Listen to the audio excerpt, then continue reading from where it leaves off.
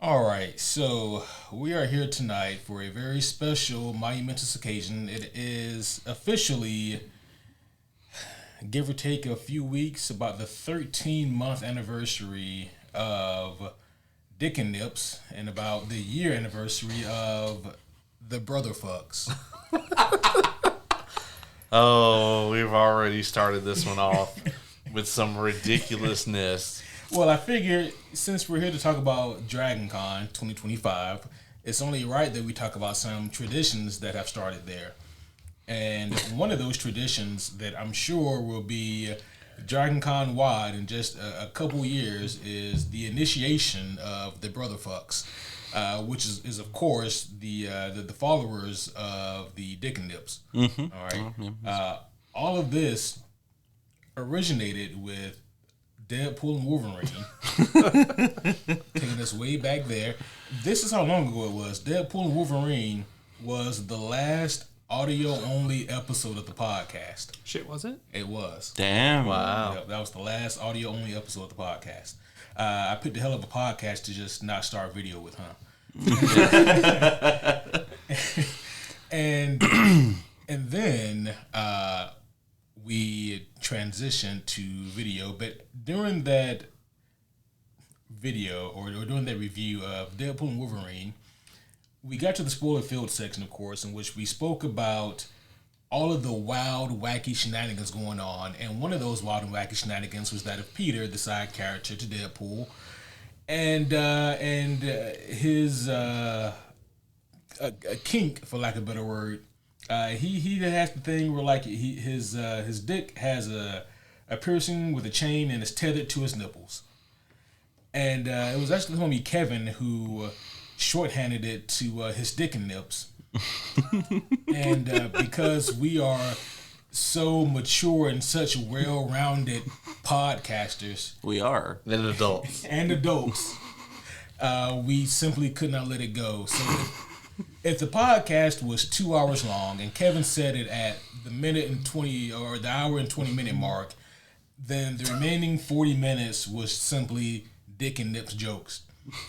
Fast forward a couple weeks and we are at Dragon Con, and there may, in the words of Cody Rose, there may have been some libations. There definitely were. There may have been some alcoholic beverages. Who knows? You know what I mean? And I heard tell of a bucket. was that? I said I heard tell of a bucket. Oh, this is actually before the bucket. Before the bucket? The buckets wasn't This even was open. this to be was the bought yet. mead adventure. Yeah. Yeah. That was good And- meat. And whereas the homie Kevin is the one who inadvertently named the sect of Dick and Nips, it was the homie Caleb here who founded the Brother Fucks. And again, alcohol may have been involved and may have been influencing that unofficial decision. However, it doesn't matter. And thus, the Brother Fucks were born that night at pre-Dragon Con, because it was technically the day before the start of Dragon Con. Dragon Con starts on Wednesday now. We all know. I heard Yeah. it starts on Tuesday now. So Wednesday is the new Thursday is the new Friday. Yeah. Oh, that's not confusing. Exactly. Well, because it used to start on Friday, and then Right, Dick and then it's like Thursday is the new Friday, and then then it's like now it's Wednesday is the new Thursday, and before long it's just gonna be Dragon Con week. I'm waiting for it to take the route of just like the Sandhorn Festival, Sandhorn Festival, where it's just like a month or some shit. Yeah. So just full disclosure here, folks. If this is your first episode of this that you're listening to, like if you just What a choice. popped open your YouTube or your podcast app to listen to us, probably go to like the last one or the next one. Because this is probably not going to be symptomatic. There's going to be a lot of bullshit on here. There will be some really informative stuff, though, especially if you're into DC Comics Absolute Batman. Yeah. Yeah, I'll be honest. If this is your first time checking out the podcast, thank you. And secondly, because I want you to come back, don't listen to this. Yeah. Unless, you've found it enlightening thus far, in which case, stick around. Yeah. I've actually been very well behaved. We're 5 minutes in. Yeah, That's a lot. And Ace was talking for 3.75 of those minutes. And yet I'm somehow still the most well-behaved. This is weird. Time will go on as it does. Yeah, and the bar is real low right now, Dylan. That's what I'm saying. Also, is that door open? Yeah, slightly. When I asked if you had a cold open, I really wish I had just, when you were like, do you have something? I wish I'd have just been like, yeah. I probably still would have thought about it and said I got it. Yeah. We could have talked about like AJ Lee's return or something crazy like that, but no, here we are. Yeah, AJ Lee, she has returned. I'm very happy to see her back again. Yeah. Anyway, the 2025 Dragon Con review. Yeah, we are here, folks, officially to discuss Dragon Con. For those of you who don't know what Dragon Con is, no worries, the homie Caleb will explain. Oh. How much space you got on that thing? There is 423 hours of space left. In the words of Vic Mackey, how much space you got on that thing? That's a deep cut, folks. You gotta have watched like the whole show to get that one. However, Dragon Con is the largest nerd convention in the Southeast. Ever since COVID days, it has been capped at 75,000. I would like for them to continue to cap it at that. That's comfortable for me. I have been there on the, I think, 88,000 a year, which was like the record. And it was a lot to handle. When you think about a convention, I don't care what other con you've been to, you do not have an idea of what this is. Dragon Con is essentially, there's going to be representation from probably every fandom, even if it's just like a small extent. There's pretty much something for everybody. It is spread out all across downtown Atlanta, 5 different hotels, 14 additional supplementary hotels. Both of the Downtown America's Marts building is just a massive, massive thing that cannot be understated, really. And it also has a bunch of like its own culture and its own cults and things like that. Junior is not going to hold that. He will. Oh, yeah, for those of you listening, I have to distract Dylan with fidgets and toys, and all I have over here are my superhero homie stickers. And Dylan is he's fucking around with Junior over here. So Caleb, what number of Dragon Cons have you been to now? That was my 14, and that we just experienced, and I am really excited for next year because next year is going to be the 40th Dragon Con and my 15th Dragon Con. And I you know what? I might as well go ahead and let this slip since we're here at the beginning. Next year also, I may or may not have been invited to be a panelist for some Cosmere things at the con. So that's going to happen. That's going to happen. Hell yeah.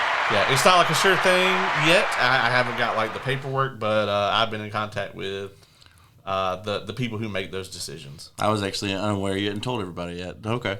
No, actually, I haven't talked to Ace about it. And if I do talk to Ace about conventions, it's about this one we're supposed to be going into in like 2 weeks that I don't know anything about yet. Yeah, I have to send you like the first email you sent. They haven't responded yet though. Okay, yeah, kind of. Yeah, we'll talk about that later. But yeah, that would be a balling thing to have happen for my 15th Dragon Con. Absolutely. Yeah. Yeah. Once he DM'd it directly to me and it wasn't any other chats, I was like, oh, he's keeping this quiet. Well, I don't necessarily want to like put it all out there until it's like a sure thing. Like I have a panelist like badge in my hands or at least in my email, you know. But just the fact that I've been added to like the list of panelists is like a huge thing for me. Yeah, that was pretty fucking cool. Yeah, I'm very excited about it, and it all kind of came about from some of the feedback that I had on one of the panels that we attended, and we'll talk about that in a bit. So, yeah, that's amazing. Yeah, hell yeah. Which one was that? Wasn't the first? It was the Win and Truth panel. Okay, it was the second one. Okay. Yeah. I don't want to talk about the first one. No, we will very briefly skim over that one. Okay.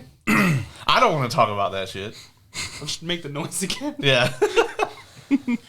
But yeah, I mean, also this Dragon Con, this 2025, we had quite a few different levels of experience. This was your 5th? Yeah, I think my 5th. Yeah. Yep. Dylan here was the homie Dylan was the newbie. Yeah. This was his first.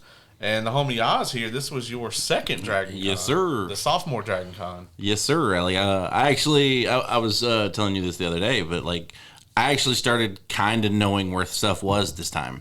Like, I knew how to get places. So, there's that. That's half the battle. Right? Yeah. It's very common for first time people to be very overwhelmed and lost, Yeah. By like day 2, I could find stuff. Right. And you're weird. Well, I was very confident in that with you because, like, at no point did I ever have to worry about you knowing where a thing was. Like, I was like, here's the maps. See ya. Yeah. We were also, we spent the most time together in this Inadvertently, con, yeah. Inadvertently, yeah. This was also monumental because this is the first time, I think, since Ace has started coming that, like, we have been, like, we all had drastically different Dragon Con experiences this year. Because, like, we only attended a single panel together. Yeah. Yeah, which is I don't think we didn't attend any together this year. We didn't. No. No, not a one. So, yeah, there's a lot here that we can get into, that we can discuss. Obviously, Dragon Con, again, is like this huge thing. Thousands and thousands of people are here every year. And there are cosplays, and there is alcohol, and there are cool panels, and there are special guests, people that you've seen from movies or TV shows. Your favorite comic book writers or artists are there, and I mean, so it's some of your favorite just like novel writers. Novelists, Yeah, some of your favorite novelists are there. So there's a lot of people there, and there's a lot of really cool things to do and see and experience. And there's a lot to get into. We all, as Caleb just said, kind of experience different things. So let's start with the big one. What was everyone's favorite panel and or moment from Dragon Con?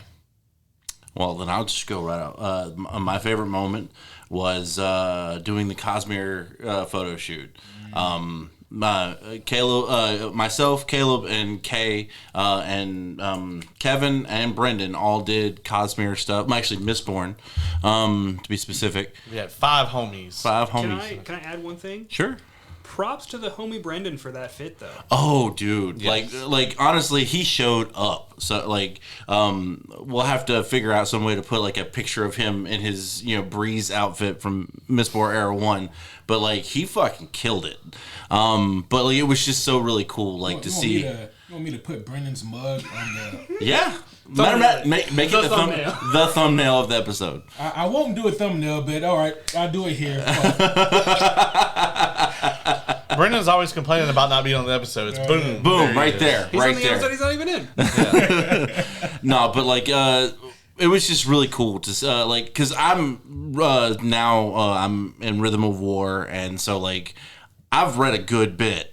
And it's starting to really hit me how big this community actually is. And then actually like meeting a bunch of those nerds and seeing how dedicated they were to put their cosplays together, it was just really dope. And, we looked amazing, like all of us like together. And I just had a blast. And that was probably my favorite moment of the whole con.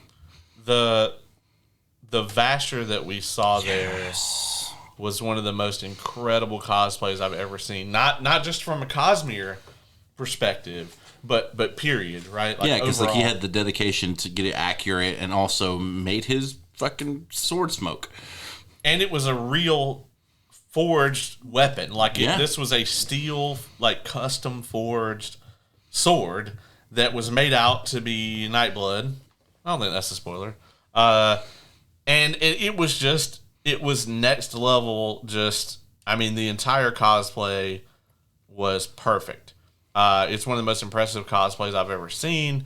There were some really incredible ones there, but I mean, even at Dragonsteel, which is the actual like Brandon Sanderson convention that I went to back in December, I gotta say that I think that one was even better than any of them that I saw there. And there were some really impressive ones there from the standpoint of like people in full shard plate that like lit up and all that stuff. Dope. That's dope. But like just the attention to detail for that cosplay, like all the little items that he had that were from the book, it was top notch. Oh, 100%. I did enjoy the fact that I was Wax, he was Wayne, Kay was Marcy. So we needed it always Steris. Yes. I always want to say Shalon, and I know it's wrong. It's the S. How do you fuck that up, Oz, man? Listen. Anyway, but like we didn't have the Steris in our group, and literally within 5 minutes of saying that, someone shows up dressed as Steris, and we're like, "You're with us." Yeah, I actually, that happened twice, right? So first we spotted the Steris, which goes with the three of us. We didn't have one, and it's really cool because like she ended up being a really cool person. Oh yeah. Like we've become like social media friends now. Oh, that's dope. She's actually an author too, and I wish I knew what her name, like her on the book, like a pen name was, so I could plug the book here, but I don't. Sorry about that. That was amazing. And then Brendan showing up was kind of the next moment where y'all kind of was like, oh my god, because I saw him first. I was like, we were all kind of just sitting around waiting for everybody to start getting there, and because we got there like 40 minutes early. But I just see this really dapper looking motherfucker walking across the street. I was like, holy shit, that's Brendan. Yeah. Like, look at our breeze. Well, a lot of us had been sort of exchanging photos of the cosplay as they came together. Yeah. And then with Brendan, none of us had really seen anything. And he downplayed it. He really did. He was like, I think I got an alright one. Well, to be perfectly honest, and like this is not a knock against Brendan, it was mostly because of the lack of time, because I knew how long it took us to put our stuff together. Yeah. Like when he heard that we were doing it, because, well, for one, you and I were the only ones going to do it originally. Yeah, it was originally just you and we were me. just going to do Wax and Wayne. Yeah. And then everybody was like, can we get on this? I'm like, sure. Technically, Brendan... I didn't ask. I was just going to. Yeah. It's a public park. We can't stop you. We can't stop you. And then Brendan, who's like, yeah, I think I could do Breeze. And I'm like, that's a lot of stuff to get ready. Like, he had like maybe a month. And I'm like, you do, dude. I mean, I wasn't expecting like to be the level that he brought us, and he just fucking killed it, and I'm very proud of him for that. Agreed. He really matched your guys' level, if not possibly even went a little above it. Yeah. Yeah, it was top notch. I mean, the homie Kevin also, he didn't have his dueling canes, and he was really worried about it. And I was like, dude, people can know who you are, and the bandana across the eyes gives it away. Yeah, and his cosplay was also very popular, not just at the photo shoot, but also at like through the con. So, there's only two motherfuckers that have the thing like that: Matt Murdock and Spook. That's it. Yep. But yeah, that was great. Yeah, I thought that that was an amazing turnout for that photo shoot. And I was like, man, look at all these dressed up nerds. I gotta say, at this point, like to pull a Kaladin cosplay, you gotta go hard as fuck because there's so many. Oh yeah. Yeah. Yeah. Like I'm actually even contemplating potentially doing a rock cosplay eventually and actually shaving my parts of my beard. This is the third or fourth time he said it. It's not possible. Like, it's not possibly, I should say. He's just going to do it. Yeah, I'm going to do it. I just don't know when I'm going to do it. Do it next time. Yeah. On Dragon Ball Z. Okay. Sure. Or, you could just you could do it at JordanCon. I could. You could do rock on day one, and then you just go ahead and shave off the rest of it on day two and do your wax again. That's fair. I could.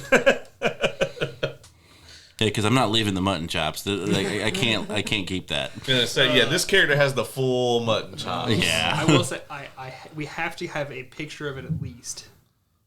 Yeah. so that he can't ever just Yeah. scrub it away like the Kool-Aid Listen, Man. if you're ever gonna have mutton chops, you might as well do a Wolverine while you're at it. Oh yeah, that's true. Yeah. What?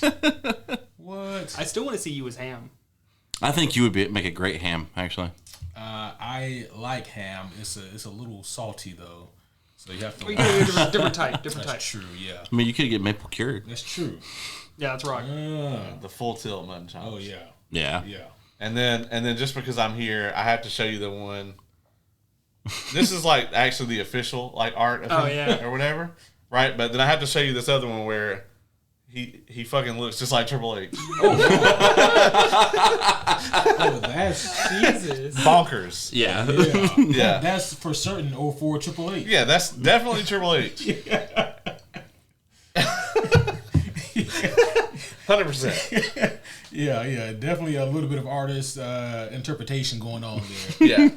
Hot damn, that was So I gotta ask, and me and you talked about the Cosplay photo shoot on the last episode just briefly in the opening. From two different points of view, somebody who's read like 5 books out of the Cosmere versus someone who has read all of it. Like, what was like? Did you guys expect there to be like that kind of turnout and that kind of like level of detail? Oh, I mean, I did actually. I mean, because here's the thing, right? Like, you can tell me that in years prior, there weren't that many people there representing the Cosmere in that fashion. But here's the thing, though. I wouldn't have known. You know what I mean? And so, like, for me to see, like, the large number of people that turned out for it, I mean, I'm surrounded by y'all all the time. And so I was like, yeah, this makes sense.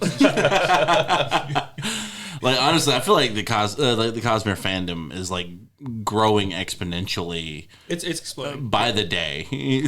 For something, so I will say that for something that has no adaptation, like Cosmere and Court of Thorns and Roses have to be right at the top as far as like, you know, there's no official adaptation of this. It's all just on the page. They both have to be probably the most popular fandoms right now that don't have an official screen adaptation of any kind.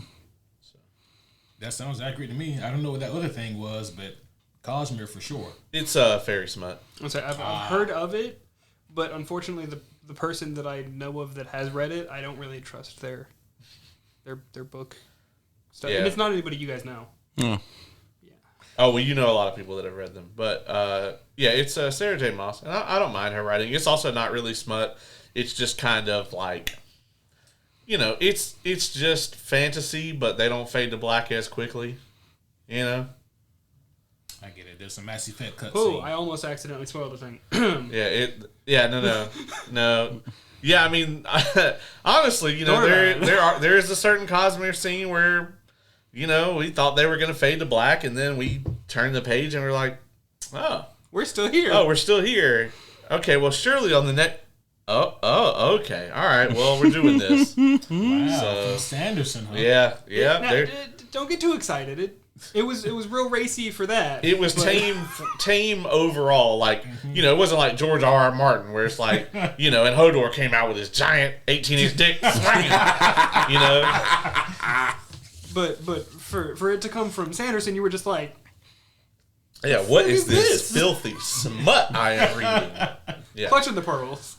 yeah. Oh no. What about you, Dylan? What you think about the Cosmere turnout? So I was actually a little shocked at how many there were there. I expected probably 3/4 of what showed up. But also, on top of that, the thing is, like, I saw a lot more Cosmere cosplays that weren't there. Same. Including So, like- a super spoilery one later that evening that we cannot talk about here. The ice. Oh, yes. Yes, that one was tucked away a little bit. That one, I'm still upset I was across the room. Same. So, all right, to explain, we were in the second panel. Wind and Truth Wind panel. and Truth panel. And we're just sitting there chit-chatting. We were in the same spot we were at the night before, I think. And I'm just talking. He's on my left. I'm talking to him. And I just do this number. And I go like... Oh, he did the It hadn't started yet. He almost pulled Dr. the Grant. It hadn't started. The panel hadn't started yet, but twice I stood up because I was like, "There's no fucking way," and that motherfucker disappeared. Yeah, he got out of there real quick, like, because we couldn't even catch up to him. Yeah, we were looking, could not find him again. But it was next level. But Which yes, is ironic. We cannot talk about it. It yeah. is a huge fucking spoiler. I was a little surprised. I was moderately surprised by the number of cosmonauts that were about. Honestly, and to be perfectly honest, like it was like the level of dedication that most of them had. Like all of their cosplays, like I never saw one that I just was like, eh. Like all of them were pretty fucking good. Oh yeah, they were top notch as fuck.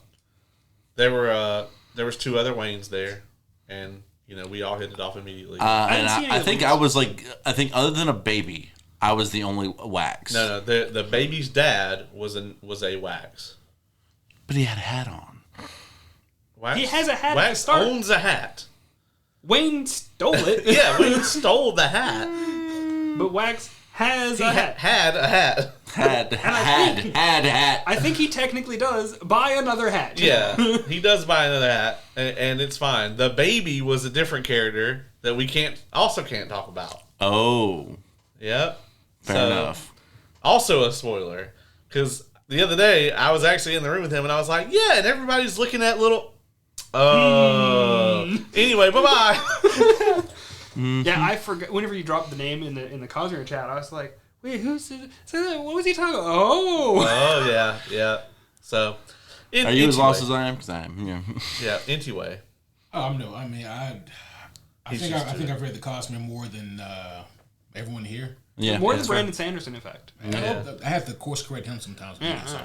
An alpha reader. Oh, speaking of which, we didn't even talk about this guy. There was a guy who actually cosplayed as Brandon Sanderson. Yes. And it was a good one. It was funny. Yeah, that dude was one of the panelists. Oh, that's awesome. He's a beta reader, yeah. Awesome. We never finished not to cut you off, but we never finished the favorite parts for everybody. No, I was actually just going to say that. But I mean, that's what...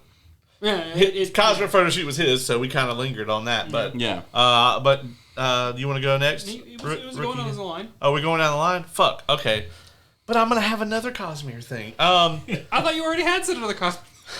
My favorite thing. What was my favorite thing? I mean, honestly, my favorite thing was also the Cosmere photo shoot, probably. But because we already just talked about that, I will go to probably what was my second favorite thing. And while you might think it would be the Wind and Truth panel, or maybe the other Cosmere panel we went to, I actually think it was Scott Snyder's panel. He took mine. Mainly because I went out and bought the hardcover. I actually showed it on the previous episode. I actually bought the hardcover of Absolute Batman Volume 1. Yeah, it is sitting behind Dylan. Oh, yeah, that's right. It is actually here because I let you borrow it because I was like, I'm not going to be able to read it yet. On top of the laptop, yep. Yeah, so we can talk about that next.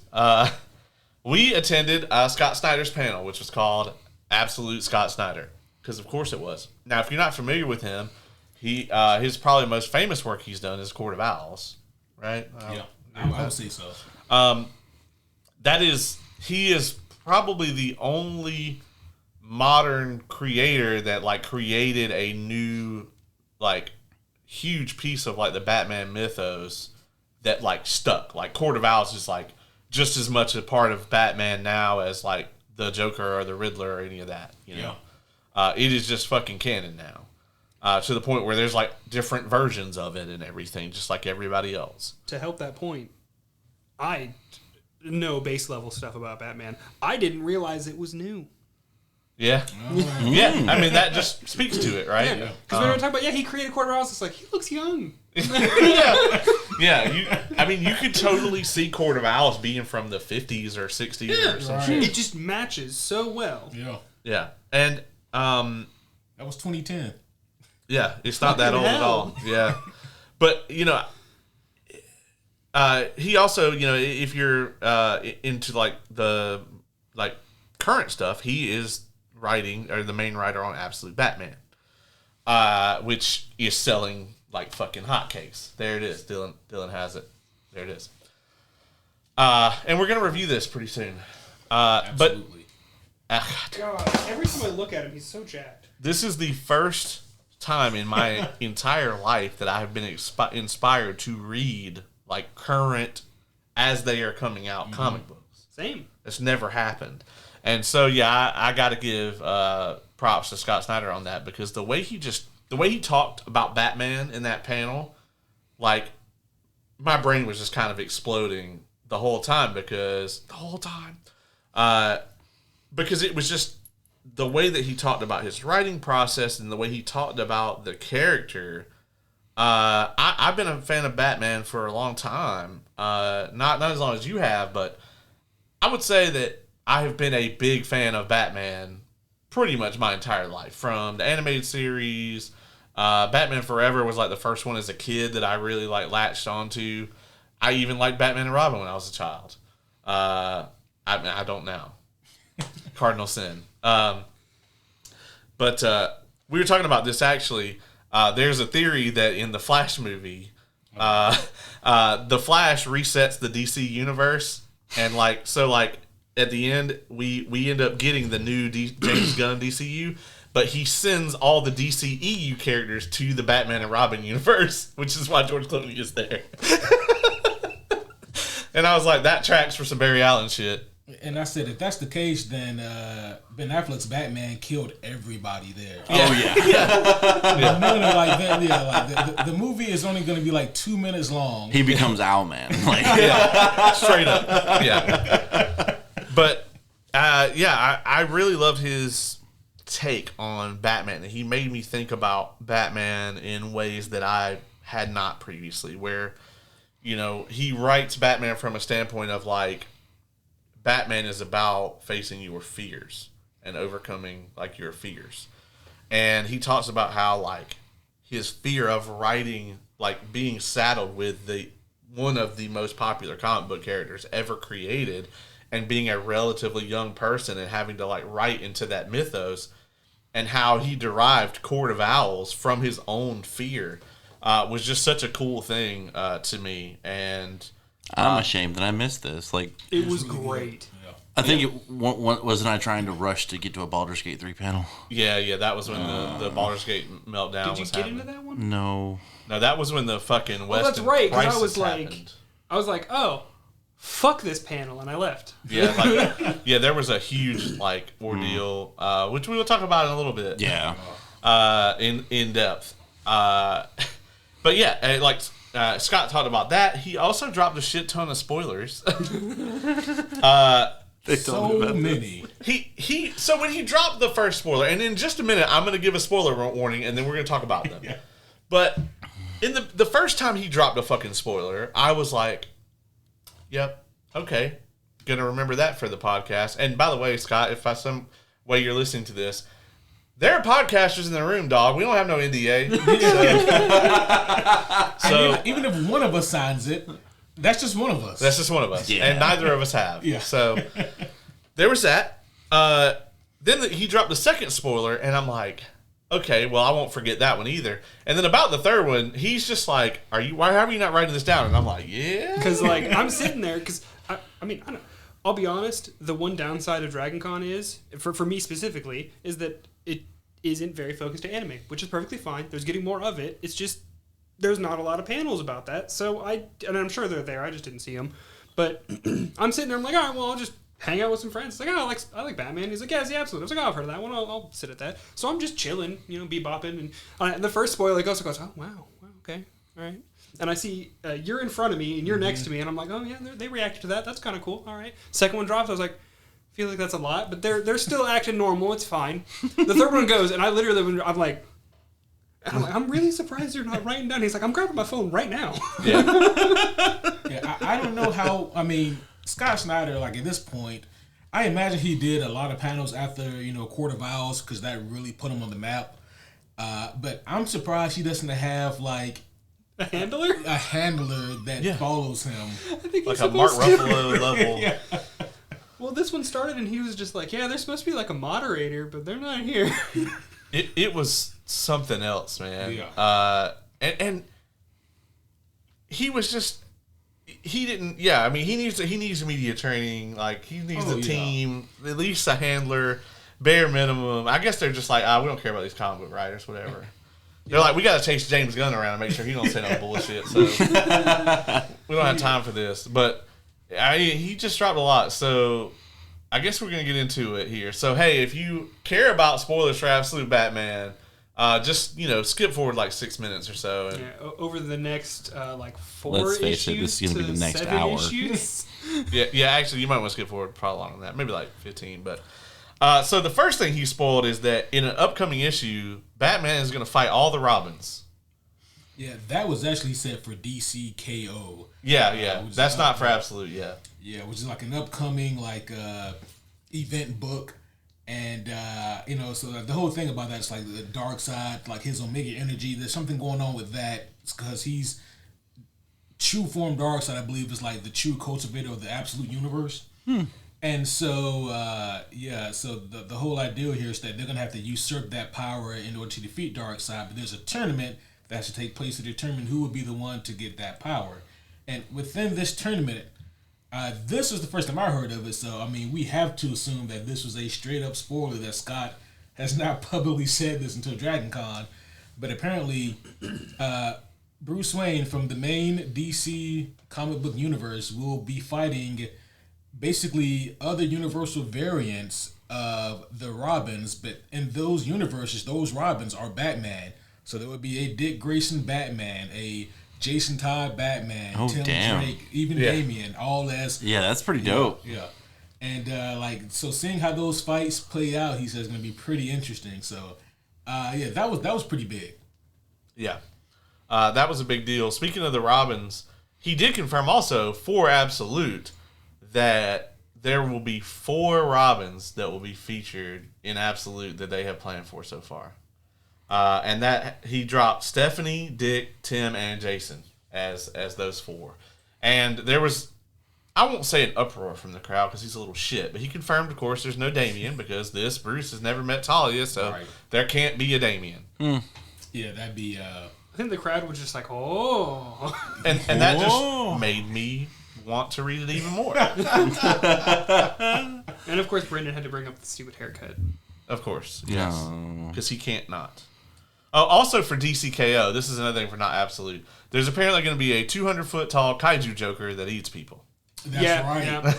And I was like, what the fuck, Scott? That just makes me think of the fucking one of the Arkham games had something similar. Not that fucking big. Yeah, but yeah. There was like a Bane-arized Joker, I think, at the end of the first one. He was like a full monster mode. It wasn't even fully just Bane. It was closer to one of the fucking Batman Ninja Jokers. Yeah, but I think he actually did inject the Bane venom in the game. Probably, yeah. He just looked fucking weird. Yeah. A kaiju Joker, and at first I was like, that's nightmare fuel. Absolutely. Oh my god. Every time. Wait, but it wasn't the Scarecrow. Nightmares are Scarecrow. No, I said, but absolutely. Oh, okay. Never mind. Don't give yourself 2. You're thinking it was even higher. That's the third one, by the way. That's the third one. Oh, yeah, but 2 in a row. I'm talking about the one It's because you didn't get it the first time, and then you got it, so I had to do the, it was earned. No, it was earned. Nah. We could put it to a vote. Praise the Absolute. Yeah. I'm now more concerned about one of our co-hosts. It'll be fine. Supposed co-hosts. It'll be all right. This is something also recently that came about. I think this is in more of a recent issue of Absolute Batman, but the actual stats of his size came out, and I think really? that he's and apparently he is, if I remember correctly, 6'9" and like 400 plus pounds. I think it was like 420. Or 440, something like that. I believe it. And then God damn. Yeah. And people were like, who the fuck is that big? There is one person The fucking mountain. Yeah. So that's where he got the inspiration. Yeah, that's fair. That's fair. Maybe James Gunn has cast him. So it's just the mountain walking around in Gotham, just beating the fuck Who is out Batman? of people. Who is? Yeah. Yeah, we can't. Yeah, who is it? And then later on, you just see him in a fucking suit as Bruce Wayne in like a board meeting or whatever. He's Like, he's acting just a completely massive normal. motherfucker. Yeah. He's got a cup of tea like this big. And he's just It's a normal cup of tea. right. Yeah. It's just that big to him. If he moves wrong, that whole suit's just gonna rip. Just gone. So, on that note, someone did and asked him in the Q&A. Someone asked if he had a fan cast for the DCU Batman, and he wouldn't answer, which tells me he knows who they have cast. Did they ask him about the DCU Batman, or did they ask him to cast Absolute Batman in live action? I thought it was Absolute. They specifically just said, did he have a like fan casting for Batman, which I assume meant the DCU because it's like there's not a adaptation of Absolute planned. Yeah. See, I was with you. I thought he was talking about just like a Absolute Batman fan casting, but I could be very well wrong. Well, I mean, it's very clear that like Brave and the Bold is not going to be Absolute Batman. Yeah. I mean, they're just not going to do that. I mean, first of all, it had to be rated R. Right. Also, Damian will be there, so Yeah.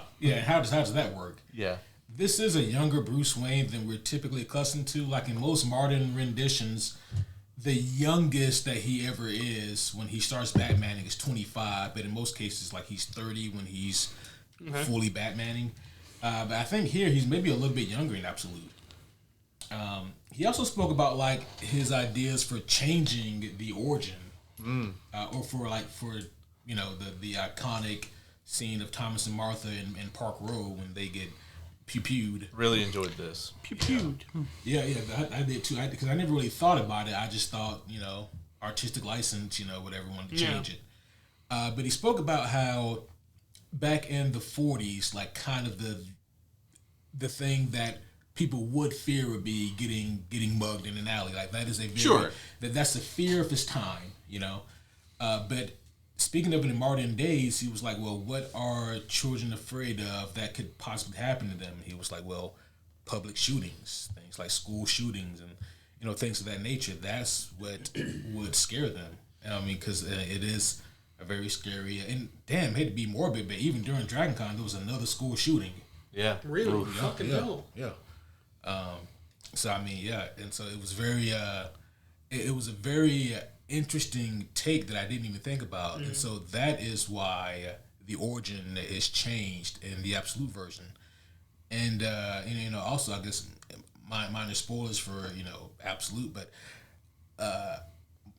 Martha Wayne is alive. It's Thomas Wayne who's dead in this shooting. But it was just one of those things where it's like Joe Chill, that was very much a mindless sense of violence, but Joe Chill's looking for rich people, money, boom, boom, I got the money. But there is nothing that you can really make sense of sometimes with some of these shootings, and that's kind of how it is with this origin. So that was pretty. That's a good take. I like that. Yeah. Yeah. I actually kind of am sad that you weren't there because I feel like you probably have appreciated it a little more than I did. Yeah. Like, I think it was around the time. I want to say was it the first panel? This was actually, this was the late Saturday night panel. This was like because 7 we p.m. immediately left the Star Wars panel and tried to dart over to the Baldur's Gate 3 panel. Well, it wasn't during that because I was in that panel. Yeah, he was in that panel. That's right. You guys were at the game room. You guys went to the game hall. There were 2 Baldur's Gate panels and then the D&D panel as well. Yeah, because I don't think it was the same day as the first Baldur's Gate one. There was the next day. There was a Baldur's Gate panel during Absolute Batman. I think it was the D&D one, the Baldur's Gate 3 D&D one. So that was Sunday. When we split off to go to this panel, I remember this very clearly. I don't. When we split off to go to this panel, you guys went to the game hall. We were going to meet you there afterwards. Okay. Him and Kevin did go meet you there afterwards, but me and Dylan went and got food, and then we went directly to the mental health and the Cosmere panel. Right. Okay, yeah, that's fair. Because we realized we weren't going to have enough time to play anything. Yeah, we would have got there, sat down, been like, all right, guys, and got back up and left. Yeah. Did I mention there was alcohol involved? There was a lot of alcohol. Quite a bit. Especially the first 2 nights. Oh, yeah. A fan asked about when Zatanna was going to be in the Absolute Universe, and Scott Snyder was immediately just like, "Oh yeah, Absolute Zatanna is coming soon. We got her coming up in the upcoming episode." I think he said he mentioned some issues. He did not give an issue for Zatanna, but he did say that Scarecrow was coming in issue 17. Which I am terrified. Me too. That's the point. Do it. Do it. You got 2. Give you 1. Give it to him. Don't you? Really? Do it. You earned that one, I guess. He also compared the current Bane arc to the Red Wedding, which is even scarier. Oh, no. Yeah, so I've been loosely following, like, the Absolute series and, like, the online comics. And reading some of that Bane shit, first of all, the first Bane encounter is terrifying. And then the second one is even worse. Yeah. In terms of how goddamn scary it is. And this is a big Batman he's just tossed around. Yeah, so when he meets Bane, Bane is just, Batman is 6'9". Bane's got to be every bit of fucking 8 feet. And literally the size of a house. And everything Batman tries against him, not only does Bane counter, but he neutralizes Batman. So, like, Batman throws, like, a punch with a certain style and technique. Bane will point out the technique, like, oh, that's Taekwondo, very, very well. And then he fucking, like, do, like, a fucking nerve touch. And fucking... What is the animated series Ra's al Ghul with the honestly, though, if he pokes me, I might just die. But Batman keeps fighting. He tries to, like, with both arms, both legs, and then Batman, like, he's just, like, he can't move, right? And Bane goes, and Bane is very, like the way he talks to him is like how a father would speak to a child. You know what I mean? No. Like, you tried very well. That's a very good effort. Gee, And Batman's like, man, fuck you. If you weren't on those steroids, this would be a completely different fight. And Bane goes, oh, the Venom? I haven't even used that yet, but if you want to see it, and then he uses it. Batman was like, oh, I done fucked up.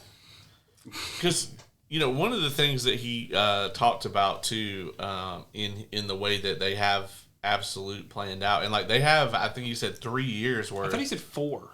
I think 3 more. Oh, okay. So, 4 total. And it'll probably go on further than that. But here's the thing, folks. It's capitalism. It's going to go on as long as people are buying it. See Transformers movies. Or Fast and the Furious. Oh, boy. And, it may even go on past when people want to buy it. See? Marvel. But, I had to get an MCU dig in there. I kid. There are some people on social media who weren't too pleased with our last Marvel dig. Oh, really? Are the rankings or? And not even the rankings. It was actually we were talking about Superman. And as a matter of fact, I put this all on Caleb. When I made this clip, it's 100% Caleb. I'm not even in the frame. He can handle it. Yeah, he's fine. I put the camera 100% on Caleb for this one, and it's when we were talking about how Kevin Feige's review on Superman. Well, Kevin Feige said that shit. Yeah. So. Wait, you took the heat for what he said? I guess, yeah. But I did see that shit. I saw that clip come across my YouTube. I was like, oh shit. But like that started like a whole.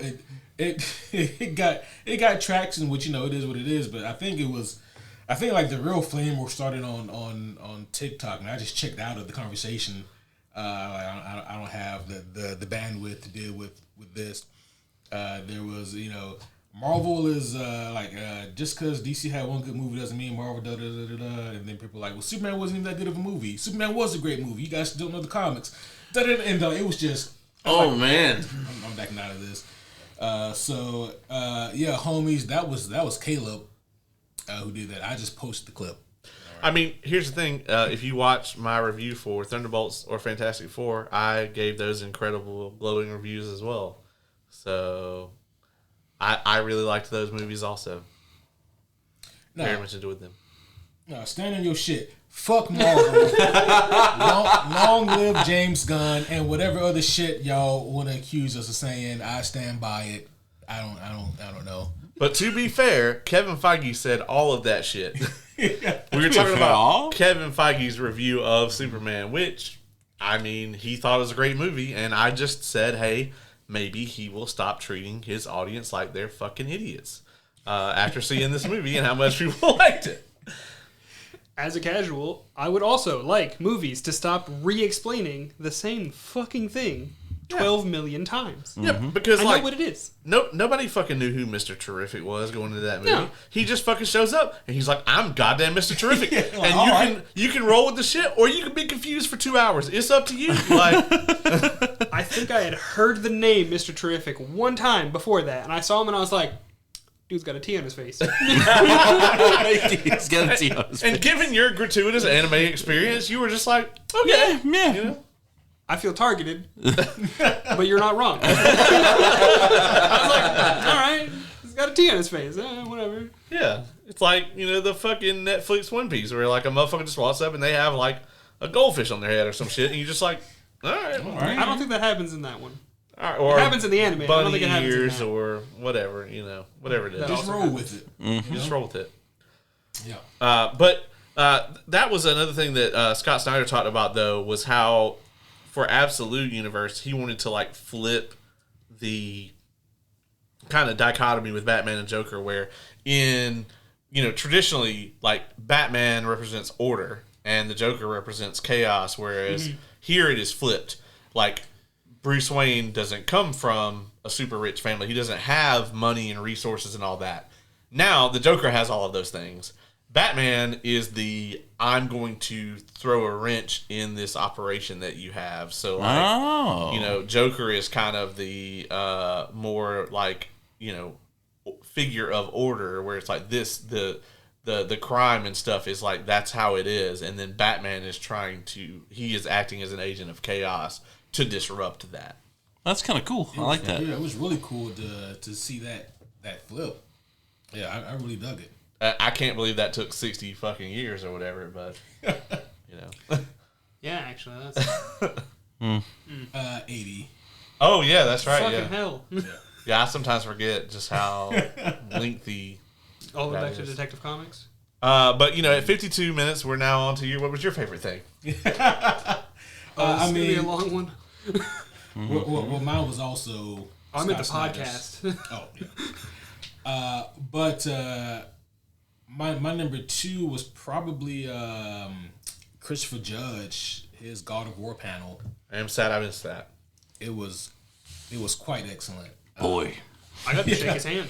Oh yeah, you got to shake his hand. That's true. He complimented my nails. He's a really cool guy. Yeah, Super cool guy.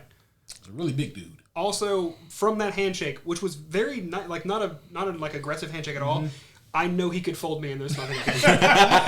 He would just, and I would just be done. There's nothing I could do. And also I love how like you know, Oz just dropped the boy. Like he didn't like, there was no mention of it, but then of course at the end of the podcast or at the end of the panel, you know, he was asked, you know, could you say, you know, the thing, and it drops it perfectly, and it was just chef's kiss. I will have I have another Dragon Con story about, you know, famous people saying their famous lines during panels. God. So We do, yeah. I got my friend's Leviathan axe signed by him, and I didn't ask for anything. Which are the things I want. I paid for a photograph and the signature, and I was like, I will not be in this photograph. It is not for me. I just need you to hold this after you sign it. And he puts boy on top of his. I didn't say shit about just boy, which I'm pretty sure was supposed to pay extra for. Yeah. I mean, yeah, he was really cool, really chill. Like, there were Kratos cosplayers at the panel, and I mean, he just took pictures with them just for shits and giggles, you know, right there after the panel ended. It was so interesting, like hearing him talk about the experience of playing Kratos and taking over the role from T.C. Carson, the former Kratos voice actor. Oh, I didn't know there was a different Kratos. I thought he was always Kratos. No, Christopher Judge is only in the most recent 2 games. Yeah. Oh shit. But Kratos was in a different place, literally and figuratively, and he was a little bit older now, so they wanted someone, and also they needed somebody who, because this is the first God of War game where Kratos was mocapped, so they needed somebody who had that size as well. And TC, the original voice actor, he's tremendous, but he's not a big guy, and so they went with somebody else, and his agent approached him with he goes, well, I got this thing for you, man. I don't know if you'd be interested in it or not. It is a video game, so just keep that in mind. And they sent over to Chris like the the story for God of War 2018. And when he said that, when he read it, he called his agent back and says, I thought you said this was a fucking game. This is a movie. It's like, this is definitely like a movie. And the agent goes, no, this is a video game. He goes, are you sure? All right. And he goes, he says that he cussed the shit out of his agent. He's like, there's no way this is a fucking video game. But like he talked about like all of the extensive work that had to go into it. And did he mocap as well? He did. Okay. Yep. Yeah, he mocapped, and he talked about that experience, and how he talked about something that I didn't think about, but if you play those games, it makes perfect sense. During the cutscenes in those games, there will be like long sequences that are done. Like for example, Kev, I know you played the second one. Like you think about the scene where at the beginning there's a knock at the door, and then Odin comes in, and then it's Atreus and Kratos and Loki, and then Thor comes in as well. Like and it's all shot seamlessly, but the camera is rotating around everybody in this confined space. Well, that's why they had to shoot it as one take. And if there's a fuck up, got to do that whole take all over again. Oh shit! Because that's the whole gist with both of the games is that there's never a break in it. Like it's one continuous thing unless you die. Yeah. Which you get a loading screen. Yeah. But like it's one continuous experience, and so it makes it very difficult. I think to probably shoot that. He probably has a somewhat of an idea of what's that fucking show, Adolescence? How they did the one shot. Oh wow, yeah. Because that show was ridiculous though. Yeah, because it's like it's an hour long episode, and it's one shot, and it's just like if somebody fucks up at minute 57, they have to just have an amazing editor because like I'm gonna murder that person. Like if kept it in. If we got to start back over, yeah, fuck that. And another thing, Jim, what's my fucking line? The whole group just yeah, right. Did he talk about the VGA speech? He actually didn't talk about that. Because that's what I would have asked him about. So if for the homies at home, or if you guys don't know, Christopher Judge has the longest awards, major award acceptance speech, period. He talked for, I think, was it like 12 minutes? I thought it was 20-something. It was a long fucking speech. They tried to play him off, and he just talked over the shit. That is amazing. And then the next year, he actually was if you win, they usually invite you back to be like a presenter the following year. And so he was like a presenter for like something, and he made a fucking crack that was not in the script. And he was like, yeah, you might have seen my speech last year. He was like, it was longer than the entire campaign for Call of Duty this year. and he caught some hate for that shit. Oh, man. Oh, that's incredible. You can be mad all you want. It's probably true. Yeah. Yeah, he was like, fuck y'all, it's true. What y'all gonna do? I'm Christopher Judge. I think probably my favorite part from that panel, the whole thing was great, but my favorite part is when he talked about some of the scenes that he filmed and like how he really had to like tap into being a good fucking actor to like get into the mindset for some of these moments. And the very second scene that Christopher Judge mocapped for 2018 God of War was when he goes back home, reaches underneath like the the storage area and pulls out the chest that has the Blades of Chaos wrapped up. Ooh. And like, if you guys have played that game, that 2018 God of War, when Kratos, he reaches down and like, you as the player, unless you were like heavy into spoilers, you don't know that the Blades of Chaos are even in this game because you're over halfway through the game. It was a huge reveal. Yeah. You're over halfway through the game. The Leviathan axe has been awesome. And you're like, okay, well, what's he doing here? What is this? And then he unwraps them, and you see what they are. And then like he undoes the bandages on his arms, and you see like the scorch marks from the chains, and he ties them back on, and you see this grimace on his face that says so much. Like the look on his face says, I never wanted to do this again, but I will do this to save my son. Yeah. Fucking amazing scene. That was the second scene that he filmed. Damn. So yeah. And he did mention how like that was like a really emotionally kind of draining experience. He kind of had to like tap into, because he himself is a father, and he had to try to tap into like what it would mean for him to do something like this himself, to kind of get to that point. But it was fantastic. I'm saying, in my opinion, fucking spot on. Oh yeah. The thing that I didn't think about this until just now, but I'm actually surprised they didn't try to get Deborah Ann Woll for that panel, because she's the mom. Is she? Yeah. I did not know Yeah, she even looks exactly like her. Like the model in the game looks exactly like her. I had no idea. Yeah. To the point where I was like, when the game happened, I was like, oh, that looks exactly like her. Yeah, like they don't even make it not. That's fair. Yeah. It looks exactly like her and everything. I don't know how I never put that what we're together. talking about. Oh, well, then it looks exactly like her. Okay. Yeah. You pointed to me and go, yes, this actor name. But yeah, she does the voice work and everything. That's clearly her. Yeah. Yeah, it's like very clearly her. I don't know how I never even noticed that. Yeah. That's insane.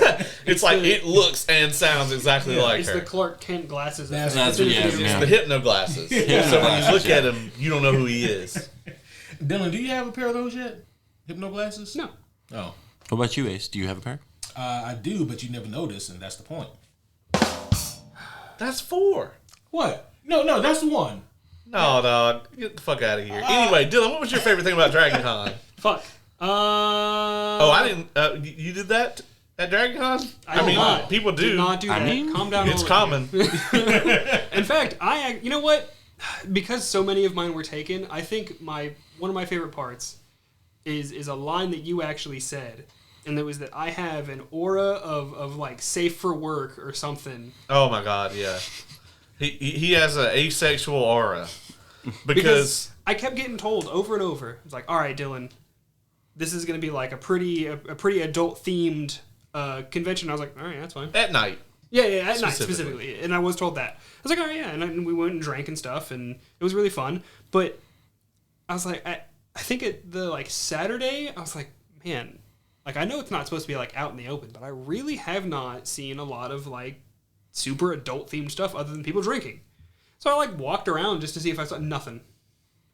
And then apparently I find out like the next day that he hadn't seen anything until he walked away from me, and then within like 5 minutes, We split off from each other, and we were split. Like from the time that we split off to each other, we took separate Ubers back that night, right? Or did we meet back up? we met back up. We met back up. We were split off for what, an hour? If that. And in that amount of time, I saw several bits of nudity. I actually saw a giant parody on Chick-fil-A that said "Eat more ass," and they had the cow costumes on, and there was some girls that was shaking their booties. Too bad it wasn't your birthday. I know.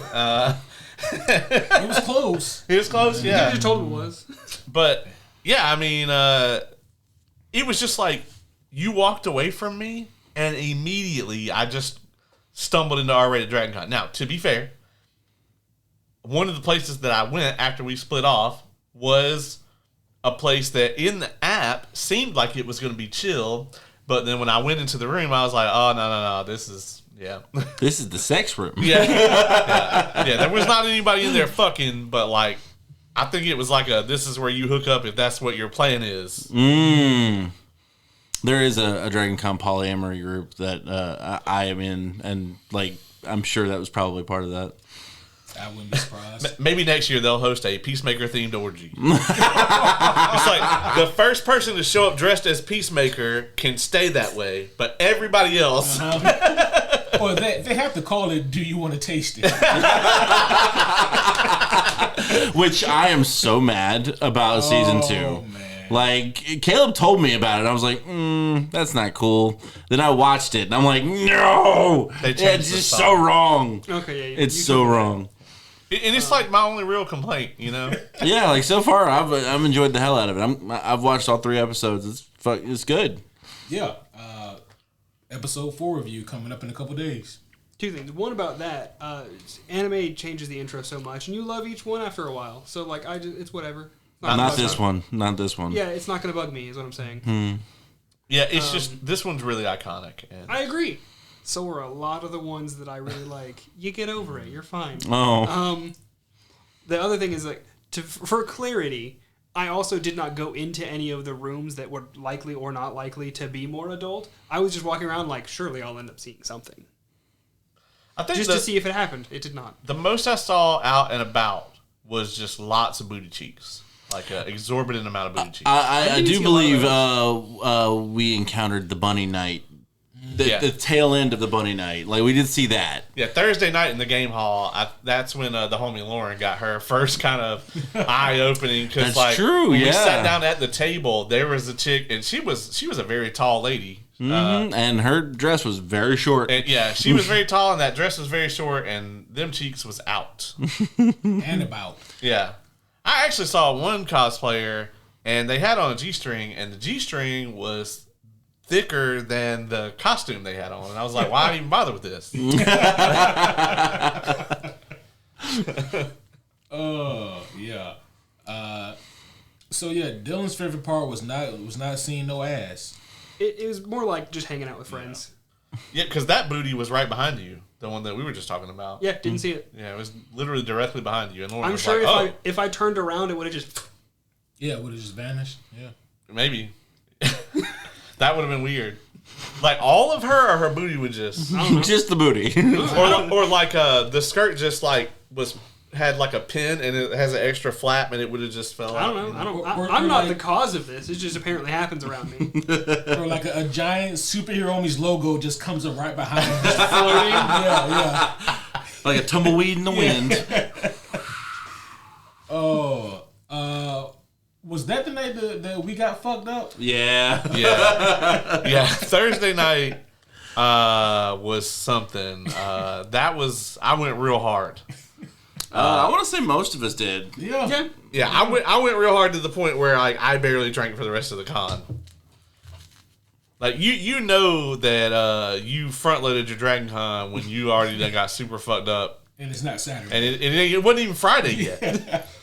That's right. Yeah. I'm glad we were mostly in the vendor hall on Friday, but I was so tired. Like I slept good as fuck Friday night because like I did not sleep good Thursday night. Oh, for sure. Yeah, so there is alcohol at Dragon Con. A lot. For those that might not have been sure. Yeah, if you've never been to Dragon Con, listen, there is alcohol every like 30 feet. Pretty much. The bar at Dragon Con is kind of like a Waffle House. Like except they don't even go until they can't see the last one to build another one. They just build another one. Yeah, for those of you, because are there Waffle Houses like out west, really? There's not many up north. No. I was about to be like, what if you have people who were not in like the south? Most of them are actually here. Yeah, Dollar Generals, maybe? I think it's that's probably also- the same thing. Oh, I mean, I don't. Whatever you guys have, that's Whatever you common have. where you're from. Sheets, Yeah. Wawa, Wawa, yeah. Parker's Kitchen. I don't know. Yeah. That Del Taco or something. That's true. Yeah. free Shabakadu. White Castle. White Castle. Yeah. But whatever you have, like, listen, there's just a fuck ton of alcohol at Dragon Con. There is. And we brought more. Yeah, and like the culture, like the con has its own culture, right? There are cults, There's, I mean, just a lot of drinking. There's a fuck ton of like people like either obtain or make their own swag. You know, And then there's a you're lot on of cooldown. trading and stuff like that. So I think primarily all of the ribbons that I have, like maybe one or two are not, but most of them are Cosmere. there were a lot of Cosmo ribbons. A lot. I still need to figure out how I'm gonna put all mine on my badge and then like set it up. Dylan, I want to hear this from you because you were actually the only person to make it into a Baldur's Gate 3 panel this year. Did you guys not make it into the second one either? No. No, the second one's when the fucking meltdown happened. Yeah. Oh, that's right. Because I walked over for that one and then was like, man, fuck this. What was the question? Yeah, what was the panel like in BG3? Well, first off, I'm pretty sure it started before I sat down. I mean, I was at the almost tail end. Like, I saw Oz and Lauren, and I was like, I'm right here, come on over. And they were like, cutting it right here, like 2 people in front of you. And I was I like, was so pissed. oh. And then I sit down, and there's a whole section behind me. Now, granted, I don't think you could have seen, like, literally, I don't think you could have seen the stage from that spot. And they did not have a screen on the other side. Oh, okay. So, but there was a whole row that would have let you see. So I was like, why the fuck? And in fact, the people to my left, they were like, hey, can we sit there since you guys seem to be like not bringing anybody else in so we can see? And they were just like, and walked off. Like, they didn't even answer. They were just like, oh, well, and just left. And I feel that the Westin was very poorly organized the whole fucking time. Now, the panel itself was quite fun. I enjoyed it a lot. Oh, yeah, like we went last year and it was fucking amazing. I did have to end up looking up who was who. Because I am also, this keeps being a trend, I am only moderately a fan of Baldur's Gate 3. I love the game, but I'm not like, "Yeah." Right. Yeah. The only reason I got in and they didn't is because I'm very quick at getting through crowds, and I was like, all right, guys, And unfortunately, I'll with, scamper. and unfortunately with Lauren's ankle, after she tore her Achilles tendon Yeah. last year, like she couldn't move as fast. Yeah. And like, you know, we thought we would be able to like just hop in line with you. That was the whole game plan. Well, unfortunately, you were at the end of that line. There might have been 20 people behind me, if that. But, Me and Kevin had more rum buckets by that point, and we had also just left the panel. So we got there, but drunk and too late. they sat out there waiting for me, though. Yeah, we did. Yeah. That's the thing. But you had the voice actors for Halsin, Gale, Karlach, Karlach, Minthara. Minthara, the Absolute, and the narrator. And the narrator, yeah. That's a great lineup. I think that was it. Yeah. Yeah, that sounds about right. Last year we had, Karlach. No, we didn't have No, we Karlach. had Karlach last Which year. she wasn't. She was at Momo. That one year, yeah. But she was not at Dragon last year. So we had Lae'zel, Shadowheart, Will, Astarion. The squirrel. Yeah. There's another person though, yeah, right? the squirrel. No, but I mean, like, there was another. Was the narrator there last year? It's possible. Is whoever Jennifer English's actual real life girlfriend was also She was like mocap. She did a lot of like the NPC mocap, right? And Yeah. also the Yeah. squirrel. Yeah. Like, I mean, yeah, we had a great lineup last year, but we kind of got like the ones we didn't get. Yeah, Which was cool. The thing about it though, if Jennifer English had been there this year, she would have been the fucking star of DragonCon. Oh God, yeah, because E33. Yeah. Oh. Yeah, because she is also Mael, who, main character. And she just would have been like the fucking star of the whole con. Oh yeah.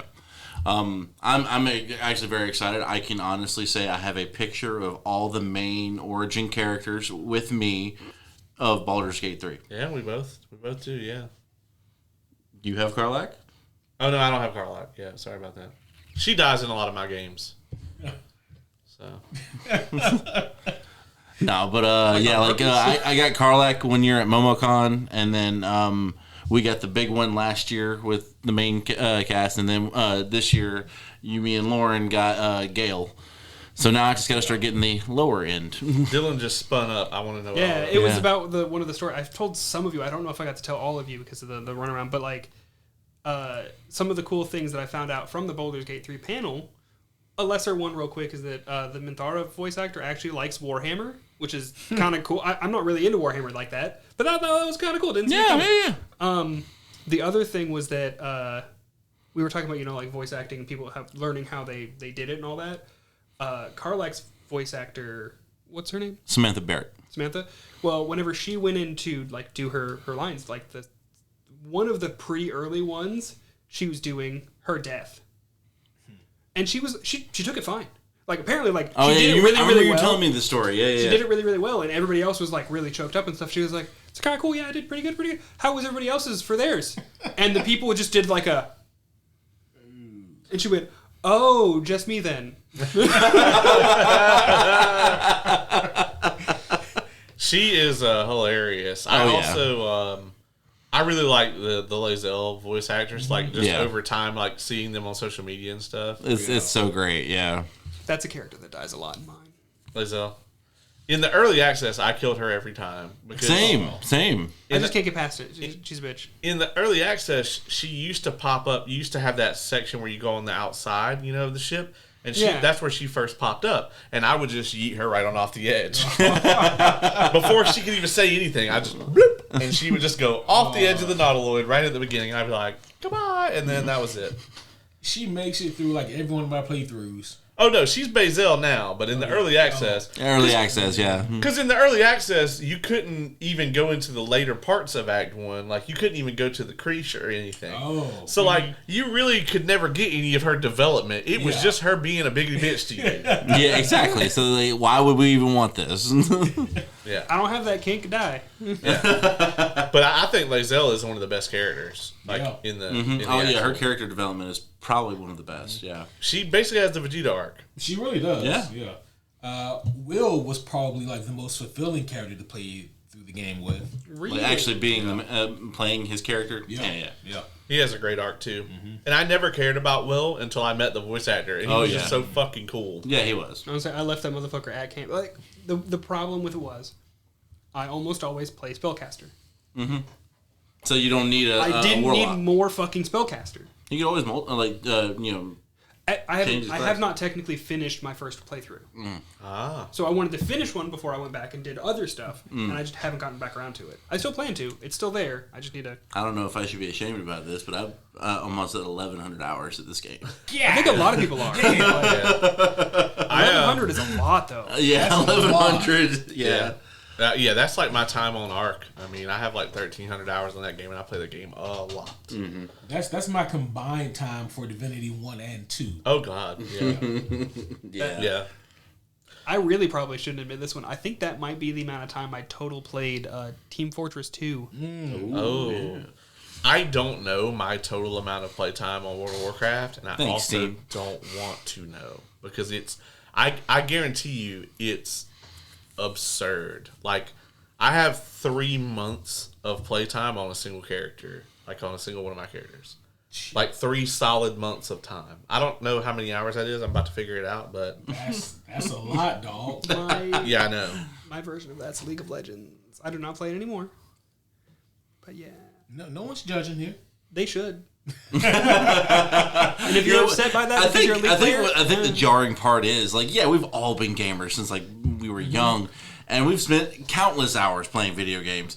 But Steam now like tells you how long you've played this fucking game, and I'm like, This shit wouldn't. right? Like, wear that shit like a badge of honor. What do you mean? 1,100 hours. So 3 months of playtime is 2,232 hours. Bruh. I have that on a single WoW character, and I have like, I mean, that's like probably my most played or second most played character. But like I have like probably like 5 or 6 characters that I have over a month on. We may have problems. I don't know. Fucking nerd. That's gonna be my next button. Fucking nerd. Fucking nerd. Oh, don't steal me saying that. You totally should. It should be Dylan's. I don't want to hear my own voice over and over. So you'll Spoiler. never hear me say this ever, really, other than this instance. But there is a single Big Bang Theory joke that I enjoy. Just one, and it's actually a World of Warcraft joke. One of Sheldon's characters gets deleted, and like one of the other characters like, what are you gonna do? And he says, it's almost like all that time was wasted, and like I just think that's fucking funny. That's pretty funny. I like out of like 20 seasons or whatever, they had one fucking funny joke, but I'm also not a huge fan of that show. no, it's blackface for nerds. It's awful. But anyway, I'm pretty sure you can't say that. But I anyway. just did. I don't think I said the same. No, it's not. It is just like it's like if anybody made a show stereotyping the fuck out of anybody. That's what it is. Like, Anyway, I mean, okay, yeah. Moving on. Drewski put out a skit recently, and it was terrific. Anyways, Who? have no one here seen it? Or no one here knows Drewski? I don't even know what that is. but like that is like a nickname for me at work Oh, is it? What? because my middle name is Drew, and that's what I go by. That's so and weird. Oh, You have a name? yeah, and they call me that. You should have told me it. I know. It's on my Facebook. No, the nickname. Oh, I'm gonna have to slip it in there once at least. Now. that's fair.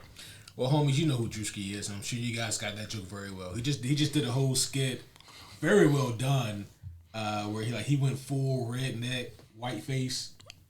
I mean, and it convinced he got like a professional makeup artist like doing That is shit. amazing. That is awesome. And he went to like a NASCAR event, and it was fucking amazing.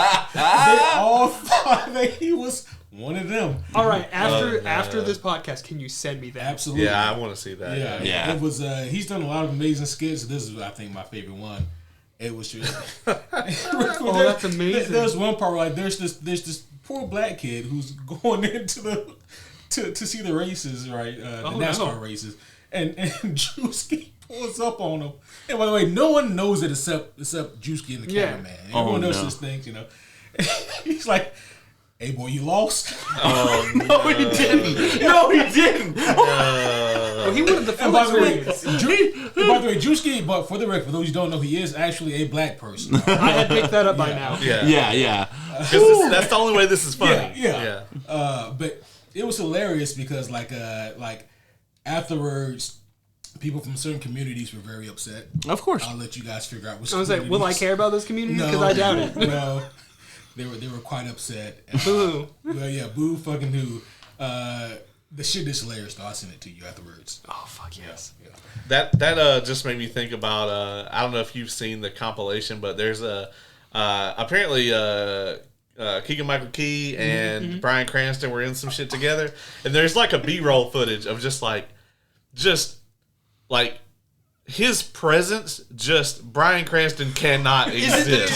Toilet scene? I think it might be, but Where like he just keeps doing this number and he just breaks it every time. Bryan Cranston just breaks every fucking time, dude. He just cannot be in the same. I don't ring think with I this could person. either. That's a badge of honor. If you can crack Bryan Cranston, Yeah, repeatedly. yeah. Not just once. Yeah. But And it's repeatedly. like, once you'd be like, oh, it might have been a fluke. He might have been thinking of something funny. No, this man, I saw it like 4 different times at least. So to get us back on track here, We have tracks? yeah, something like that. So, well, speaking of tracks, we actually it was just you and I at the Star Wars panel. You, me, Lauren. I want to say Brendan was with us too. Yeah, the Star Wars panel. I thought you were there. Oh, were you there? Oh, you were there. Oh shit! There was a lot of people. God You weren't. damn. You were next I'm to sorry. me. A whole fuck ton of them. I'm pretty sure I was next Yeah, to you you. were. You were. But we actually got great seats. I was for the- sandwiched between Lauren and Brendan. Oh, I remember this because this was it was the same place, same ballroom we did the Hobbits the first time. yeah. Where we got stuck out there by that fucking ice cream truck for an hour and a half, and I could obviously this. So you got to go to like the perfect weather Dragon Con. Like the weather was just like immaculate the whole time. You're welcome. Thank you. Must be part of your aura or whatever. It also comes with shade. But Give it to him. Give it to him. Yeah, and I can't put them away empty. Here we go. All right, so He gets one. we were stuck out there. Obviously, this was like a captive audience. It's fucking 95 degrees. Oh, yeah. There's a line of like 400 fucking people or more. Like, we got out there to line up for the Hobbits for like 2.5 hours early. Mm-hmm.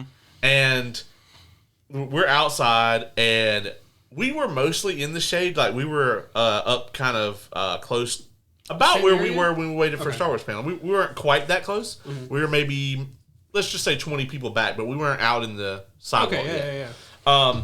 We were closer to the other side of where the fucking Spartans had laid out at. That was great. That was such a cool thing that just happened while we were standing there. And that happens a lot at Dragon Con. Like, you just be like, I can't believe that just fucking happened. Yeah. But, That was like my last year when you go. I'll tell. no, we can. So last year I was actually in that same line waiting in the Hobbits, and for one we see fucking Astarion or Neil Newman just walk out. I was like, that's fucking dope. And then I'm over here like I look and I see like this dude who just walks up looking like Sam Winchester, like just goes in to get into his car. I was like, that's a dope. That was Jared Padalecki. Yeah. I straight up thought it was a cosplay. Tiny addition, and then we go back to yours. Same thing happened. I don't know if any of you know of the show The Magicians. Yes. Yeah. The Elliot. Yeah. I saw when I was waiting in line to get Christopher Judge to sign my stuff. I see somebody walk by. I was like, "Well, that's a really good cosplay." No, he's going Yeah. But He's tall. anyway, it's like 95 degrees. It's hot as fuck. And this ice cream truck just pulls up in front of the Marriott right there. And they probably made like 10 fucking grand while sitting there. Yeah. But like, we weren't moving. We were there the whole time. And like the fucking ice cream truck song is just constant for 90 goddamn minutes. I swear a week later, I was like in my bed, like trying to go to sleep, and I could just hear that fucking No. tune. Yeah. You just gotta lean into the madness. Yeah. But anyway, No, so we went to Star Wars panel. We were probably like 4 or 5 rows back. That's good. I mean, we were dead center. I mean, Yeah, we were it like was a from really here to good the seat. fucking ring. Yeah, we were dope. Yeah. And it was star-studded. John Boyega, Sam Witwer, Matthew Wood, the person that plays Morgan Elsbeth in Ahsoka and Mandalorian. Trying to think of who else. It was the guy that plays Alex Wove. If you don't know who that is, that's cool. He's the Mandalorian that has the cool fight with Bo-Katan in season 3 of Mandalorian. Yeah, I think he uses a flamethrower pretty and a regularly. jetpack. Yeah. Yeah. And then there was somebody else. Was it the dude on the far right, the mystery one? No, No, that was Matthew Wood, Okay. who does all the. He does General Grievous. He actually does all the droids. Yeah, the Roger. That's him. That shit's not auto-tuned, by the way. He just did it in the mic. And Yeah. that shit was fucking wild. Yeah, and he actually has done sound editing for like basically every major Lucasfilm project for a long ass time. He works for ILM. You can see him. He's all in the Light and Magic documentary that's on Disney Plus. But there was somebody else there. Are you talking about the chick who fought Ahsoka? No, that's Morgan Elsbeth. Okay. She was there. Was it the lady next to her? Yeah, it was the lady next to her. I can't remember. She was injured. Yeah, her foot was hurt. I God, cannot remember who did it she was. play? Yeah, I can't remember who it was either. It was not Katie Sackhoff. No. It was someone else. Anyway, apologies to you because we don't remember which person this There was. was drinking between then and now. There was a lot of drinking. Yeah, there really was. There was alcohol at Dragon Con. And first off, John Boyega was the star of this thing. Not in my opinion, but he was up there. He was up there. Close second was Sam Witwer, obviously. Mine's flip flopped. Sam Witwer was just. I love like I am a big Sam Witwer guy, and I like him personally more, but I think the biggest crowd pop was John Boyega for me, because he kind of has that thing that like Hayden Christensen had several years ago, where he's kind of on his like redemption tour right now, because in his mind, like, a lot of people in reality hate the prequels, but it's like Hayden Christensen, like, from that negative fan response, kind of thought that was like really at him, and John Boyega is kind of the same thing, where it's like everyone fucking hates the sequels, so the Star Wars people must not like me, but that's actually not true at all.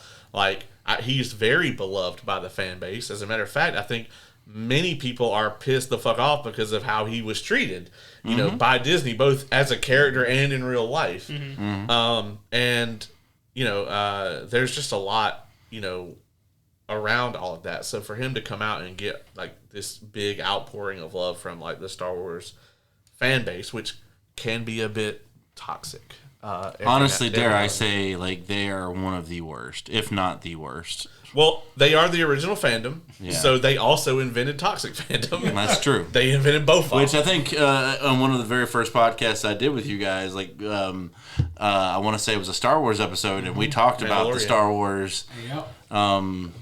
toxic fandom.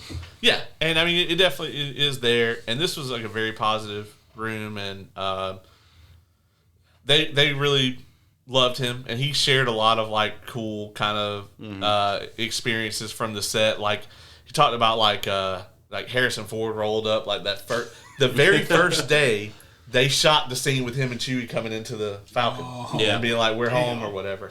And he said like they had like a little gym on set, and Harrison Ford's in there on the fucking treadmill. He's like 75 or whatever, and he's like, "Yep." Trucking it before the scene, and they're like, apparently him and Daisy Ridley were like peeking from like around the door.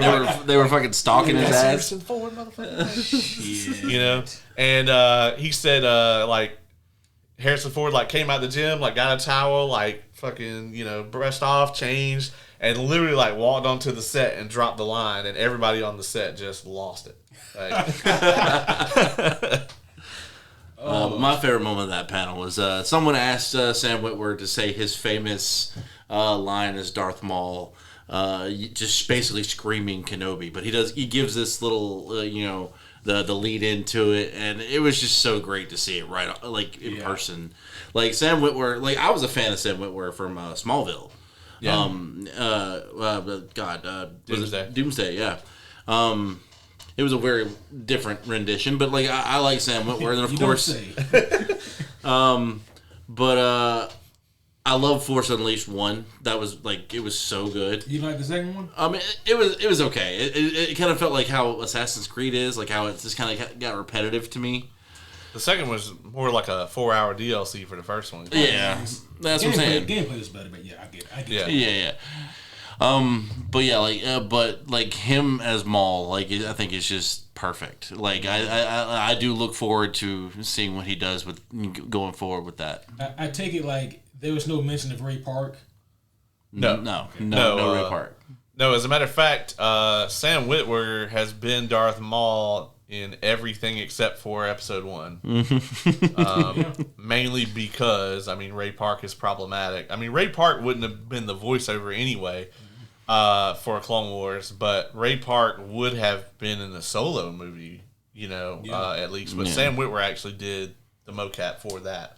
What if they had gone back, like, what if Barry Allen had moved the chair and and we had gotten Benicio del Toro?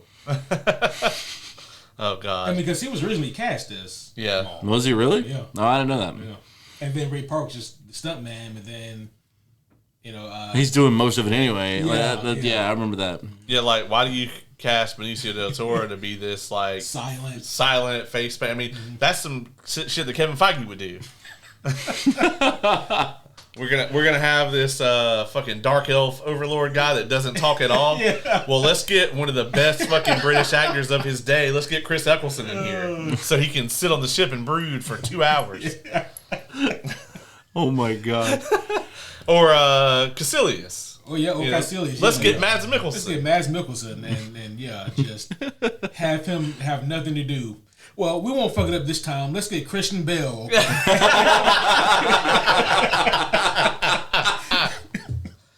But Sam Witwer did drop that amazing line. That was a highlight. I do have a recording of it. I'm very like as soon as the question came up, I was like, And it's the famous scene from Clone Wars because at the end of it, like he's just sitting there, and I can't remember who he's talking to. He may have been talking to Savage, which is his brother.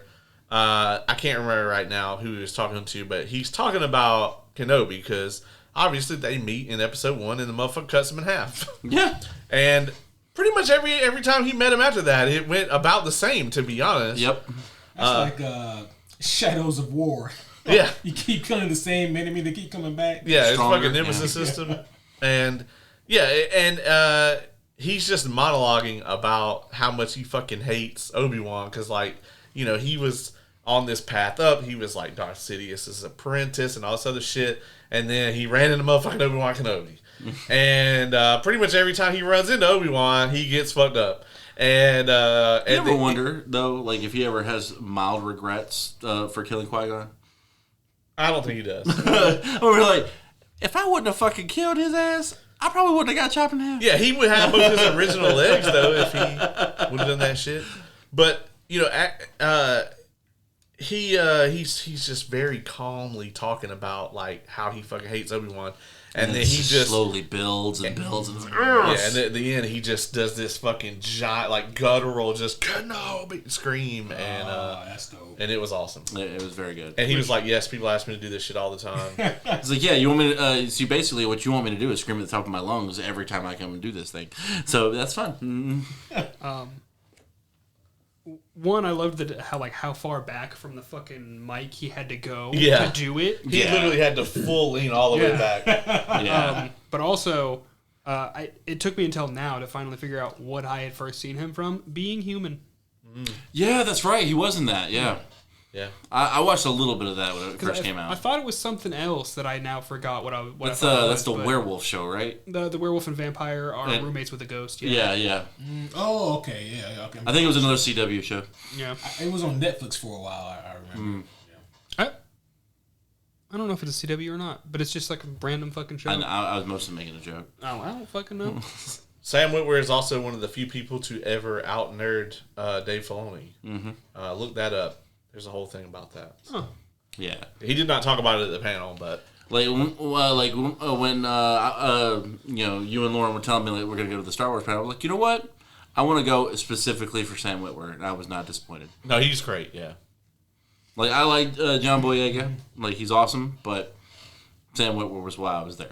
John Boyega went into that American accent, like, effortlessly. He did, though. He did. Because somebody asked him about it, because, you know, Daisy Ridley and him are both British, and, like, they have her talking a British accent in the movies, but they have him in an American accent. It's probably because you can't actually do the American accent. She probably can't fucking act.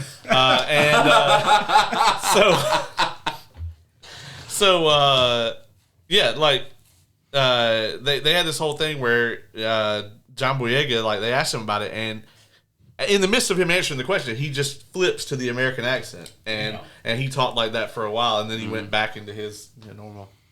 Yeah, it's always interesting to me how, like, British or just European actors in general can turn on that American accent, and I'm like, okay, I get that you guys are talented, but is it really that easy to do this?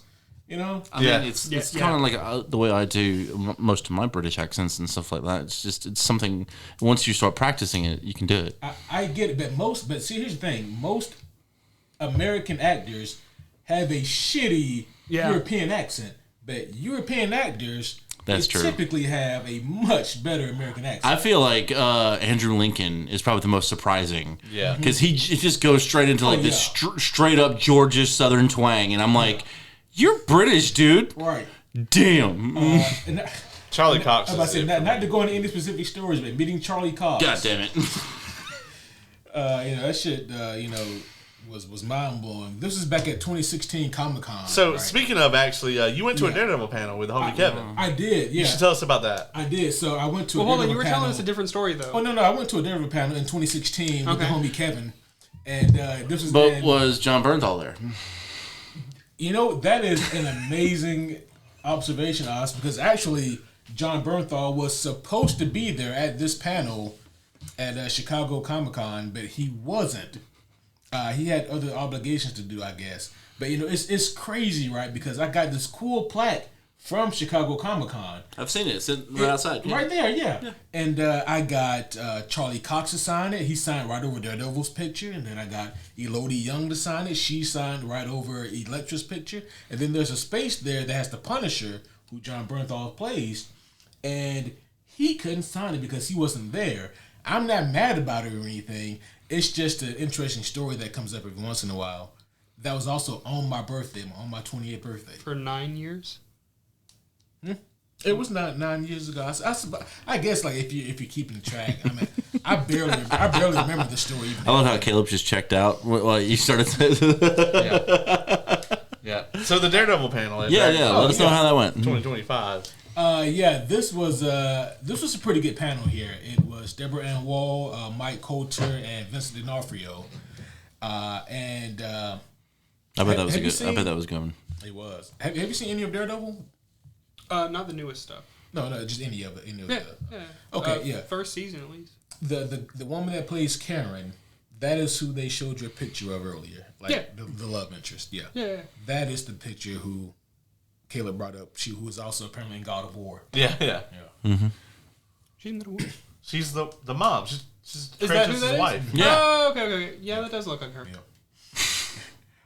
Yeah. She was great because last year we got to see Mike Coulter and Vincent D'Onofrio. That was such an amazing panel. Did this panel devolve into a Vincent D'Onofrio panel? Also, not as much. because Mike Coulter got asked like one question. Right. Yeah. Yeah.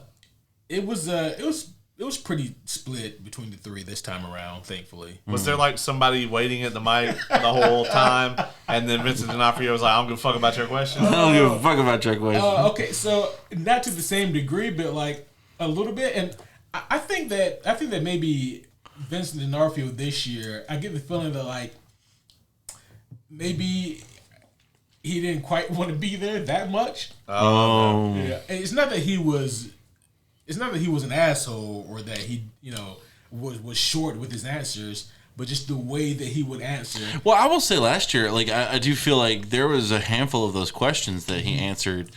It didn't start out the way like I thought it was going to be a very short thing, and then he slowly, he warms up. Yeah, that's kind of how it was here. So, if you haven't seen Born Again, there is a scene in that late in that season where he takes the commissioner and he crushes his head. Oh yay! And he's an amazing kingpin. Oh yeah, absolutely.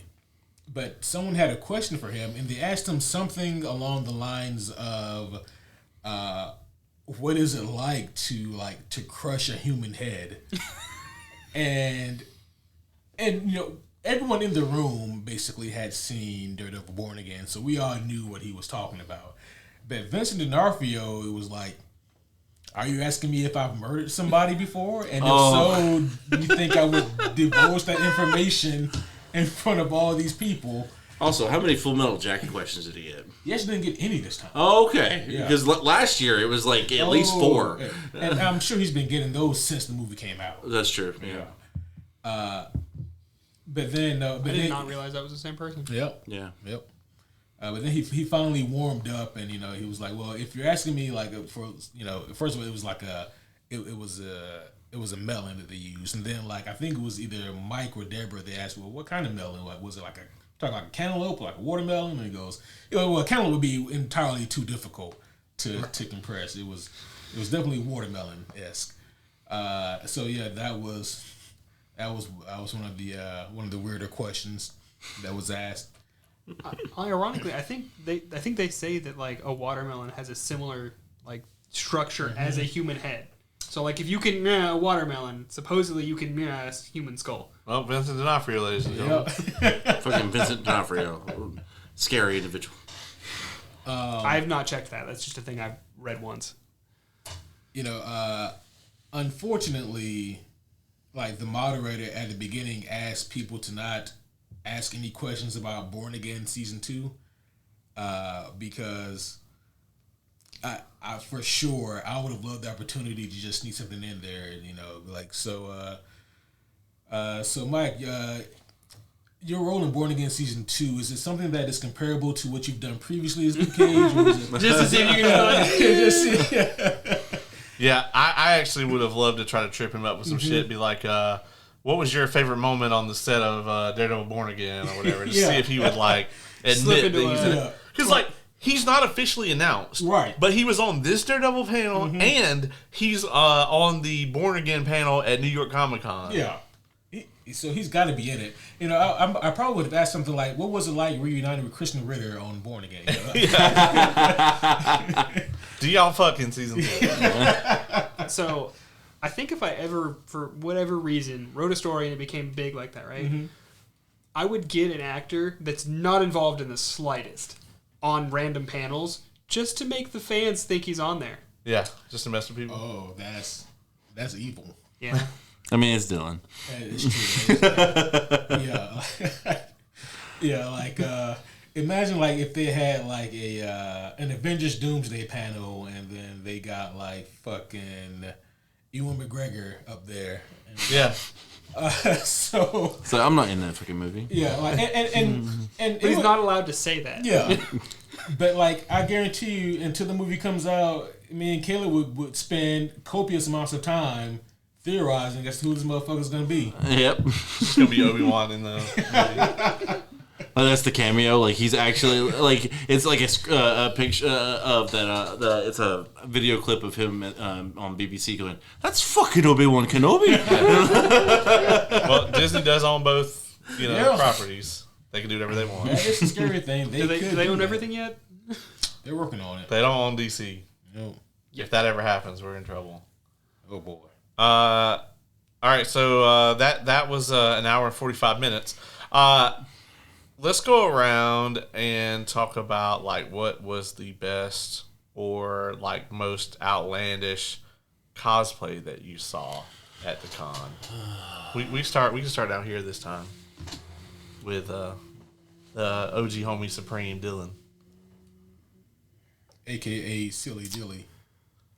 I think my favorite... This is a very impressive cosplay, and actually you were here with me on this one. This is a very impressive one, but the reason this is my favorite is because it doesn't technically involve the cosplay itself. Like, it's there, but you'll understand in a minute. So, you, me, and the homie Kevin, we're all walking into, I think, the Marriott, right? We're just walking, we're not right next to each other. You and I are probably, about a room's worth apart, but we're in the general zone. Yeah. Kevin's getting a picture about something,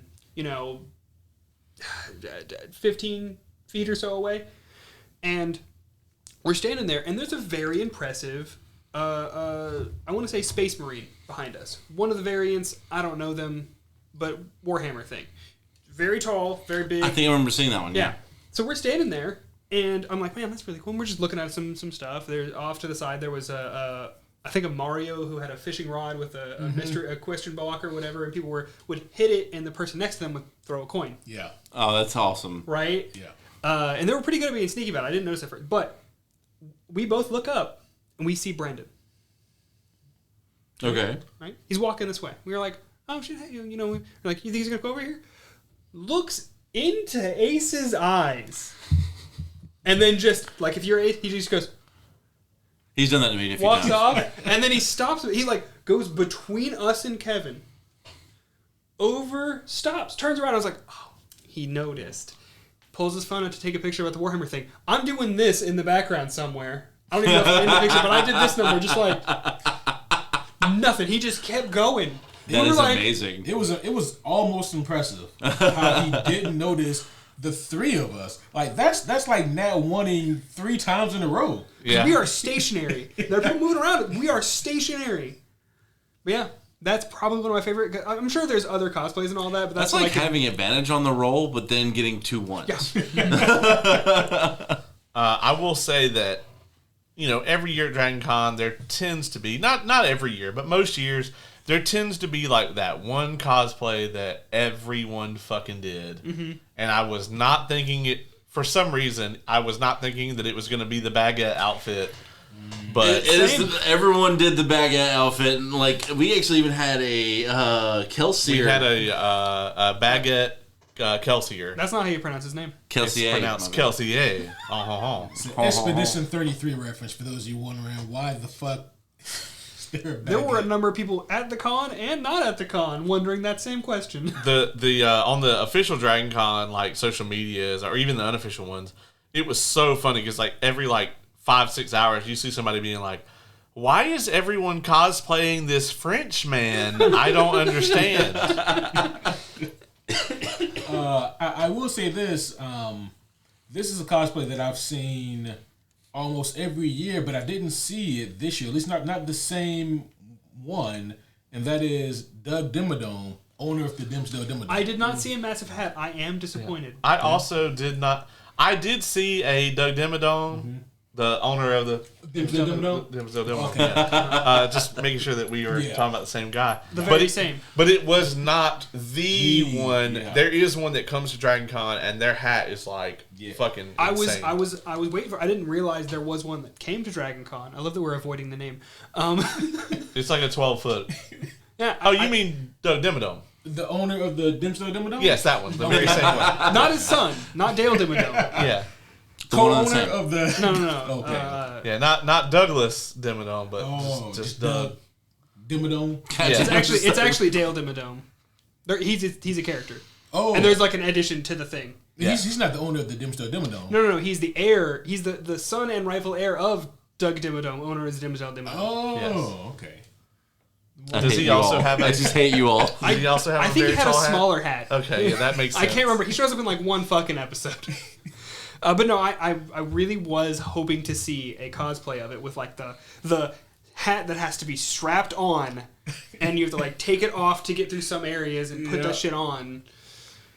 I don't know if that Doug just wasn't here this year or if we just missed him. I mean, there's a fuck ton of people, and I'm sure we missed most of them. Oh, yeah. What if he just became a regular Doug? Oh, no. Oh, no.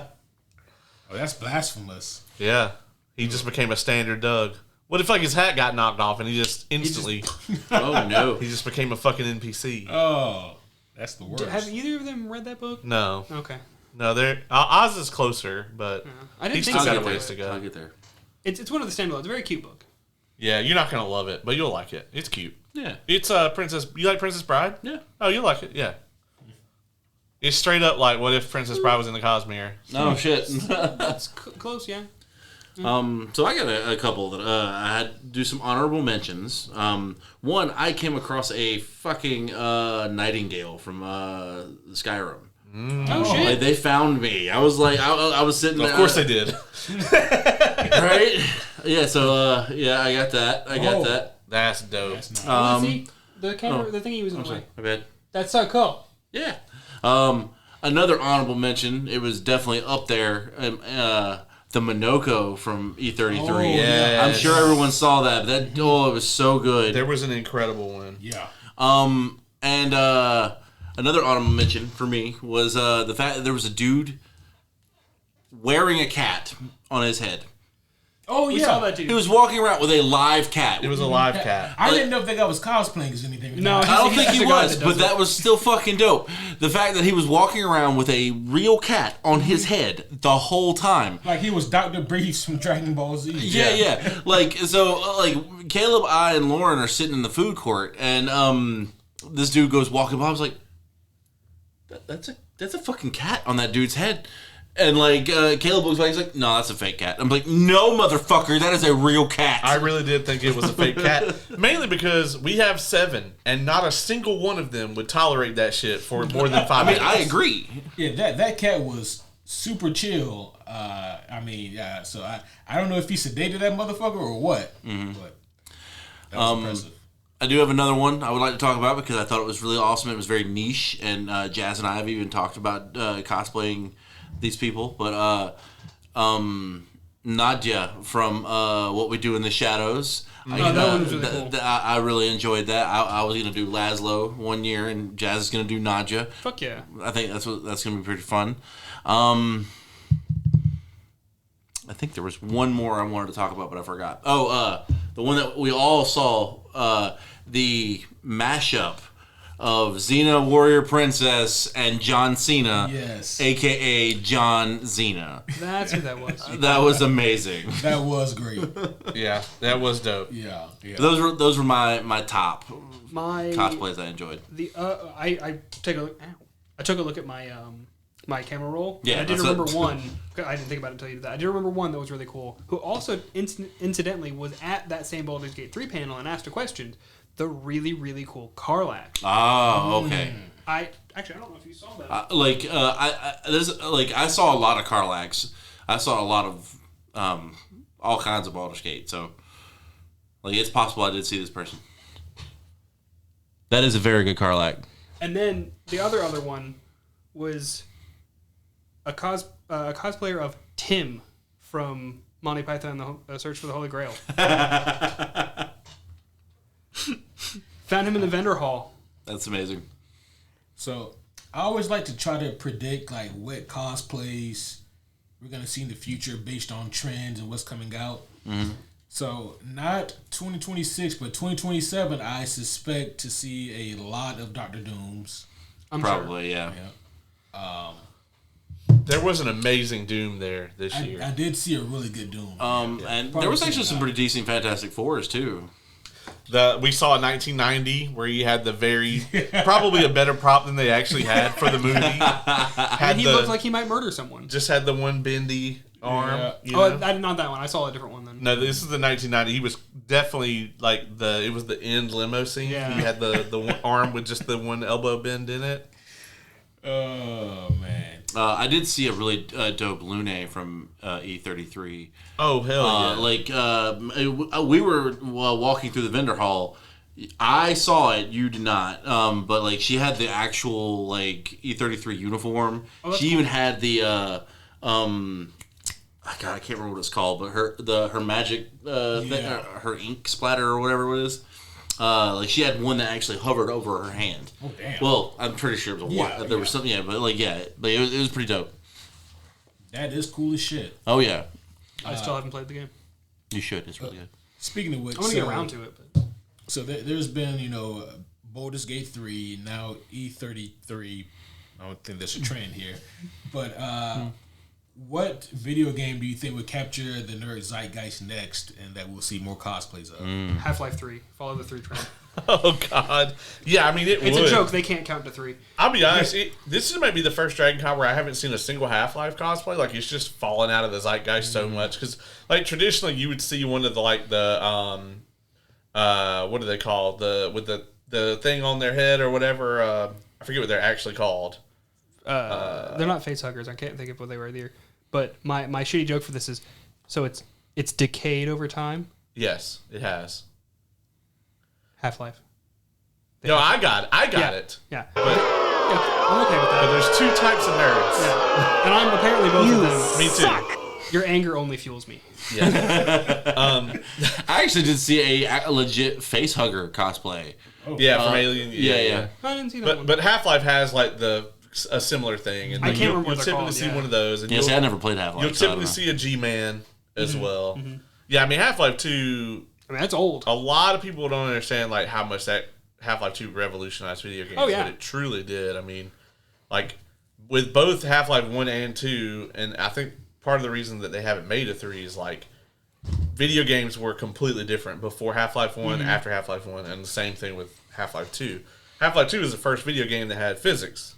Like, it was the first game where, like, oh, there's a barrel over there. Oh, I could pick it up and throw it or do something with it. Oh, shit. That was not a thing before Half-Life 2. And it wasn't really a thing, like, in a different game for a long time after because there was a bunch of shitty implementations of it. Even to the point where there was a point in time where people actually bought physics cards to go in their computers to calculate video game physics. Like, it was like a separate thing, like a graphics card. Oh, shit. Yeah. That lasted about 5 years. Incidentally, because I ended up bringing up the game earlier, Half-Life is a direct reason why we have Team Fortress 1 and 2. Oh, yeah. I mean, it was I remember the Orange Box special that came out, and I believe it came with Team Fortress 2, Half-Life, and Portal. Mm-hmm. And I know my entire friend group played the fuck out of it, but I didn't have a PC, and fuck if I was going to get one just to play this thing. So no, like Team Fortress. But didn't 1, you do that for Baldur's Gate? Okay. Right? Yeah. Team Fortress 1 was because of Half-Life. It was like a mod of Half-Life. Oh shit! Okay. So like it literally is only a thing because of. Oh, dope. Yeah. I did see an an engineer from. I did see one as well, actually. Team Fortress. I think he had little turrets. That counts as a Half-Life cosplay. I mean, it started off as a Half-Life mod. That's pretty removed. It's same universe. I don't know if that's confirmed for the second game. I mean, I don't know. I think it's good. I think it's good enough. I'm gonna say no on that one. Fucking nerd. Fucking nerd. Maybe that'd be my nerd. You said that twice now. This podcast episode. Oh, I did, huh? Yeah. Yeah, that is this. Yeah. I'm supposed to have memory issues. There's a lot going on in here, Dylan. Constantly. There's a lot going on in here. I'm trying to think. I did see a really good gender bent Cloud and Aerith, and I always appreciate those. That was cool. Yeah. I didn't see a lot of I saw a few, but not a ton of the Pyramid Head. Silent Hill. Silent Hill. Yep. I think I saw one. There was an unpainted Space Marine. I don't know if you guys saw them, but like that's a really funny thing in the community. Like, you know, obviously for Warhammer, like if you know anybody that's into Warhammer, they're typically very into it. But it's a whole thing, you know, it's one of those hobbies where it's like, okay, well, I spent $400 on my army, and so you also got to spend $400 on your army. Oh, damn. Which is why I never got into it. Yeah. And like, obviously, like the 3D printing has brought a lot of people into the community, and there's a fuck ton of gatekeeping because it's like, oh, well, I have the official models, blah, blah, blah. And like, if your shit is like even like 0.1 millimeters off, they'll be like, you can't bring that shit in here. Yeah, literally. And Wow. Because I had a 3D printer, I was like, oh, I'll finally get into this. I don't have to spend $300 for a starting army. That's not an exaggeration. Yeah, But no, we was like, yeah, Games Workshop shuts down any STL files that they find, which is the files for 3D modeling. They shut down any of them that they find. So it's hard as fuck to find anything. And if you do print it, you either have to play with your friends, or that's it, because they will not let you in game shops. Yeah, anything that they officially sponsor, you can't. Yeah. But, and even like stuff that's like unofficial, it has to be the exact scale. And I do understand that because the way that like movement in that game works is you actually have a ruler. And it's like you can move this far. So like if your model is a little bit smaller or bigger, that could actually have a gameplay implication. Okay. That part makes sense, yeah. But yeah, like just the gatekeep over it. And even further than that, so they have a thing called Gray Shame, and that's like if you show up and your shit's not painted, because you're supposed to also spend 50 hours painting all of your shit. And not like the way you want to paint it. No. They have like this is how the model looks. This is the exact $40 paint you need to buy, and like all of that. Okay, now. Yeah. So. Yep. So to a degree, I don't like it, but I understand you wanting me to paint my models in order to play the game with the rest of you. But if they're supposed to look that way, then why don't they just come like that? Because fuck you. Because fuck you. On top of all of that, when you buy your models, you have to assemble them. Yeah, they don't. Yeah. They don't come So together. you remember that orc that you bought me one year? I think it was at Dragon Con a couple years ago. Yeah. Yeah, that bitch is still in the box because I have not brought myself to glue the bitch together. And it's a fuck ton of pieces depending on how big that thing is. Yeah.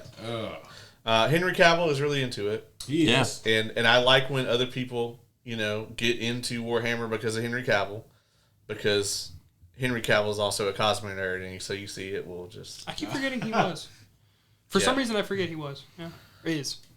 Yeah, motherfucker just calls up Brandon Sanderson and shit. That's Madness. wild. Yeah, you can't do that. He should totally play Dalinar if they ever do a live action. Just saying. I agree, 100%. I can see that actually. I got that idea from Lauren. It lives rent free in my head now. Well, because he called up Brandon and was like, "I can't be Kaladin, can I?" And Brandon's like, "No, because number one, by the time we get this thing out, you're gonna be like 55, and number two, he's Asian." It's never stopped before. For the Warhammer nerds, before we fully leave this part, I started to try and put together a Yanari army. We saw where that went. It's right here. I actually have. I have a full Vampire Lords army and a full Fire Slayers army. Well, you do fantasy, right? Yeah. Well, I prefer 40K, but like the only people I know that actually play Age of Sigmar, and so I have both the armies, and I just don't ever play it because it's just too much, right? That's the other thing. You have to dedicate probably this room to it for possibly days. But I love the video games. Like the video games are amazing. The story is really cool. It's probably just not something I'll ever really get into. Yeah. I have D&D minis and Cosmere minis that I haven't painted yet. And that's what I do with all my Warhammer minis. I mainly just use them as D&D minis. Like, honestly, any board game that we don't play regularly that has minis, I usually just take them and put them on the shelf. Yeah. Poor Descent, like, that's an amazing game, but unfortunately for Descent, it comes with, like, the most incredible fucking minis. And I've used them a good bit of times. They don't even live in the box. They live on the D&D shelf. If we ever actually try to play Descent, we're going to be fucked because I don't know where they all are. Before we go too into the weeds, did anybody else have any notable cosplays that they want to talk about? There was a lot of really cool anime ones. You'll have to tell me about them. WTF NBA. Be careful what you ask for. Yeah, WTF NBA. Like, what was, like, the best? So, I saw a couple Sage Mode Naruto. I know what that one is. Actually, I didn't see that one. Yeah. That's kind of cool. I saw 2 of them. Oh, wow. I saw Broly. I know who that is. Nice. Was it dope? Did he have the blanket? It was actually a really good Broly, yeah. I love yeah. it, Broly. Yeah, had ear blanket. So this one is a little bit closer to like an honorable mention, but there was 2 people who were doing an Alucard and Ceres from Helsing Ultimate. I know one of those. Alucard? Yeah. Oh, like the red. Yeah. Nice, He looks like a vampire male Carmen Sandiego. Yeah. Yes. I can't even bet. It's true. Hold on. I had scampered. It was while we were in line for one of the Cosmere things, and I was just like, I'll be right back. And I ran over there. Oh. Now, granted, he's way shorter than Alucard is, and she's taller than Ceres is, but I never shame anybody for not being a perfect match for their fucking outfit. Right. Yeah. Like, yeah, because honestly, like... That is a great Alucard. Plus, Oh, damn. she has a almost accurate sized fucking cannon. Is that what that is? Yeah, she shoots Jesus that bitch. Christ. She like just shoots it. She's a police girl who got turned into a vampire because she would have died otherwise. Oh. Hate when that happens. Really good anime. It's quite dated. I wish they would continue it. I doubt they ever will. Yeah. I mean, there was a few other pretty cool ones. There was a lot of arcane ones that I really liked. I did see. Honestly, there's always a good bit of Vi. Like, I love. There was a good bit of Victors as well. Oh, I didn't Like see any really Victors. in-depth Victors, like different variants of him. Oh shit! There was a fuck ton of K-pop Demon Hunter. There was a lot. I was okay with it. Yeah. I never watched the movie, so I It's need. pretty good.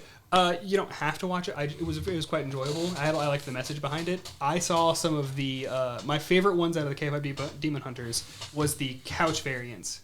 When they were in like robes and they had their hair up in the towels. In the scene, they're just like chanting "couch" as they walk towards it. So every time I saw one, I just go "couch, couch, couch, couch." One of the things that to your kind of question there, like as far as which video game is going to capture the zeitgeist next, Shit, that was a question. we wouldn't have known it was E33 last year, so. That's fair. Like, until he mentioned it to me, I had no idea it was releasing. I didn't know what the hell it was. Same. Also, can we just say now, if that doesn't get Game of the Year, I agree. Like that game is amazing. it'd be like if Baldur's Gate hadn't won. Right. You know? Pandemonium. I am a little shocked I didn't see as many. I always called her Needle, but I think her name is Hornet from Hollow Knight. Oh, right. Well, the Hollow Knight and the second game that just got released and broke multiple fucking game websites. Game platforms like Nintendo, Steam. There was like one or two more. PlayStation Store. Microsoft Store as well. Broke them. Yeah, the new Because so many people Hollow were Knight like, Silk I want Song, this, yeah. buy it on drop. Yeah, I think Outer Worlds 2 is going to be a big deal, but I don't know if it'll be. It's not going to be like E33 size. I think that Hades 2 has a decent chance. I would love to see some Hades 2 cosplays. I haven't played it. I never did beat the first one. I just happened to not get around to it yet. But I'm a little shocked there weren't more because that game's been out for a little bit now. For what, Hades? Yeah. Yeah. I did see a few Solid Snake cosplays. I didn't see any. No? Well, that's because he's really good at his job. I saw an Ocelot. I didn't see any snakes. And I must be there was an you Ocelot? saw an Ocelot? What? Bro. I fucking love Ocelot. He's my favorite character. I don't know about favorite, but he's up there. It was without the hand. I don't know if okay, so had old his Ocelot. hand in the sleeve or if he just really like you know Was was an dedicated? amputee and like was just like this is the perfect fucking cosplay for me. I we would. went two different directions. I would. God damn. You went a little dark there, didn't you? I didn't think about it. It just popped out. He needs a what's the other character? Is it Ryzen? Is that the other? The ninja? Raiden? Yeah. Raiden. Need to do a Raiden cosplay with it, you know? God damn. Even when I was younger and I played through 3 for the first time, I think, even then, I was a little weirded out by Ocelot's weird relationship with a revolver. Yeah. That's I was why I like- loved him. I was like, man, revolvers are really cool. And then he kept going on about, I actually I'm have a uncomfortable. figure at home of Metal Gear Solid 1 Ocelot. Oh, that's cool. I think it's sitting on our shelf somewhere. Fucking nerd. I always say too, like you can judge cosplay, like you can use cosplay to judge kind of like where the cultural like zeitgeist True. is, and I gotta say, like you can definitely tell that the MCU has lost some inroads because a lot of the Marvel cosplay, like I did see some Thunderbolts, it was really good. There was a John Walker that was excellent, Yeah, I did see with that the bent shield and everything. And I did see some Fantastic Four or whatever, but it was nothing like years past with like Deadpool and Wolverine or back when you would see like in-game Thor. I don't think I saw it, but maybe one of those. Mm-hmm. And most of the Marvel cosplay that I saw was from '97. You know, Oh yeah, X-Men. Yeah. it would be X-Men cosplay. Mm-hmm. I saw a ton of Rogues. I saw a ton of. I even saw Omega Red. Which I mean is not even in '97. That's like from the OG. He's got a cameo. Yeah. I mean, like briefly. I mean, in that case, fucking every Spider-Man that you saw also was an X-Men '97. Yeah, I mean, but you can see Spider-Man anywhere. If you saw Omega Red anywhere on TV, it was from that cameo. Yeah. I don't know who that is. I saw more Invincible than I saw MCU. Yeah. I saw one. I really missed a lot of these things. I saw one Invincible, and it was after one of the times he got his ass kicked. So, I mean, it was a good Battle cosplay, one? yeah. Yeah, I saw that one. But That was good. when it comes to like shit that HBO has drugged through the mud, you hardly saw any Game of Thrones, and you hardly saw any Last of Us. Yeah. Oh shit! I remember the year the first season dropped. We went to that really hole in the wall con, and there was this whole group that did. Everybody. They did the clickers. Yeah, They did Oh, and they that's were cool. very good. Yeah, but we also saw a lot of Joels and Ellies at that too, and even a Marlene. Well, I mean, it's a fairly easy, not the clickers, but it's a fairly easy cosplay to do. Yeah, but I still didn't. I don't think I saw any at Dragon Con. Hell, even Easton did Ellie that year. Yeah. I will say this in terms of like thinking about cosplays, and I think we will see, after seeing like those recent pictures of Chris Evans that people have been going crazy over, we're gonna see some Hydra caps Yeah. pretty soon. I mean, I think that after like an Avengers movie, there's going to be a lot. Like I think next year, there's probably going to be some Doomsday stuff.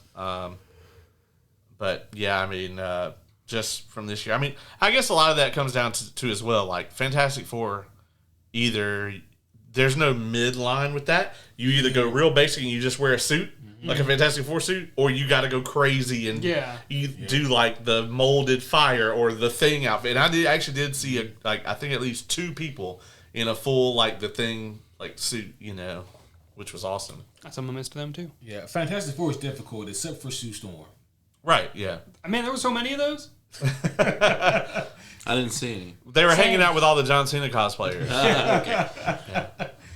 Holy shit! I saw the photo shoot. It was crazy how many of them showed up. Was it? Yeah. How many showed up?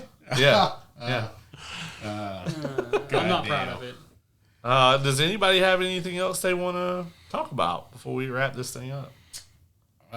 Maybe they need to not put the Baldur's Gate in that same fucking room. Or maybe get some people who know how to fucking organize lines. So I will say that there was an incident in the West End, and it was chaotic last year as well, but not as chaotic as this year. The gaming track is in the West End. Like Dragon Con is divided up into different tracks, and each track has their own little area where their stuff is held.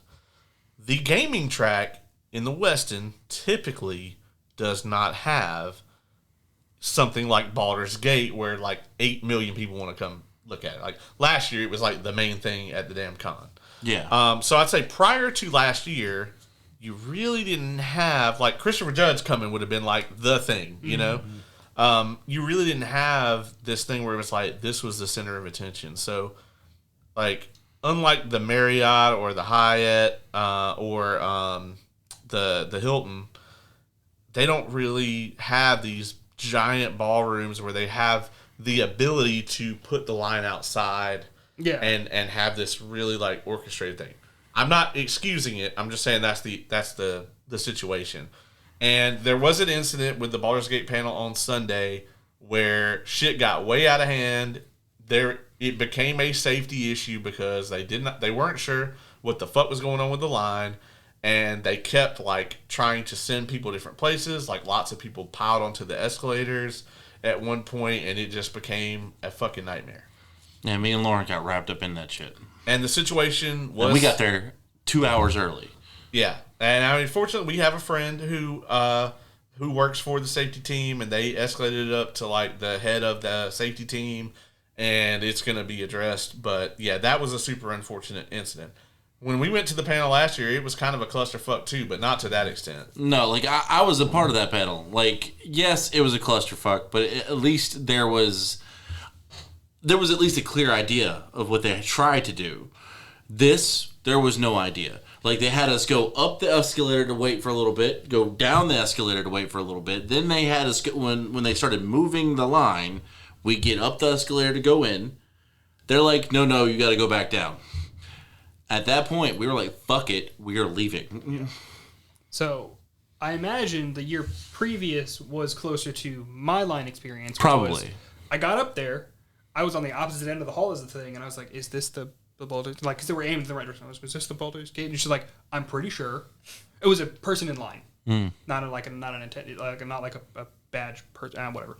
So I was like, oh, okay, cool. Got in line with them. And then at a point, they were like, hey, there's too many people. We need to send from this point back up to the next floor to line up there. Mm-hmm. But it was all still fairly clear. People were to the sides. You know, they lined them pretty good, you know, and they did count and cut off at a certain point. Like I said, there was a whole section, but I don't know if they were counting that because of view, blah, blah, blah, etc. Yeah. So I imagine it's that, and I was at the start of that because I was like, oh, you know, I'll go. Yeah. I wanted to experience Baldur's Gate 3 with my friends who were really, really hyped about it. Like I experienced, you know, Absolute Batman with my friends who were really hyped about it. How I experienced the Star Wars one.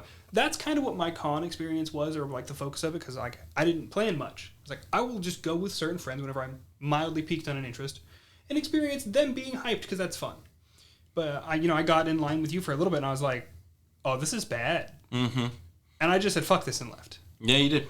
Apparently just in time. You abandoned us. I did. You should have followed the rat off the boat. We probably should have. And I will say, like, that was an issue this year, for sure. Probably the other major issue that I have with the con, and, like, I don't think it was as major as that, was the badge line on Thursday was the most chaotic I've ever seen it.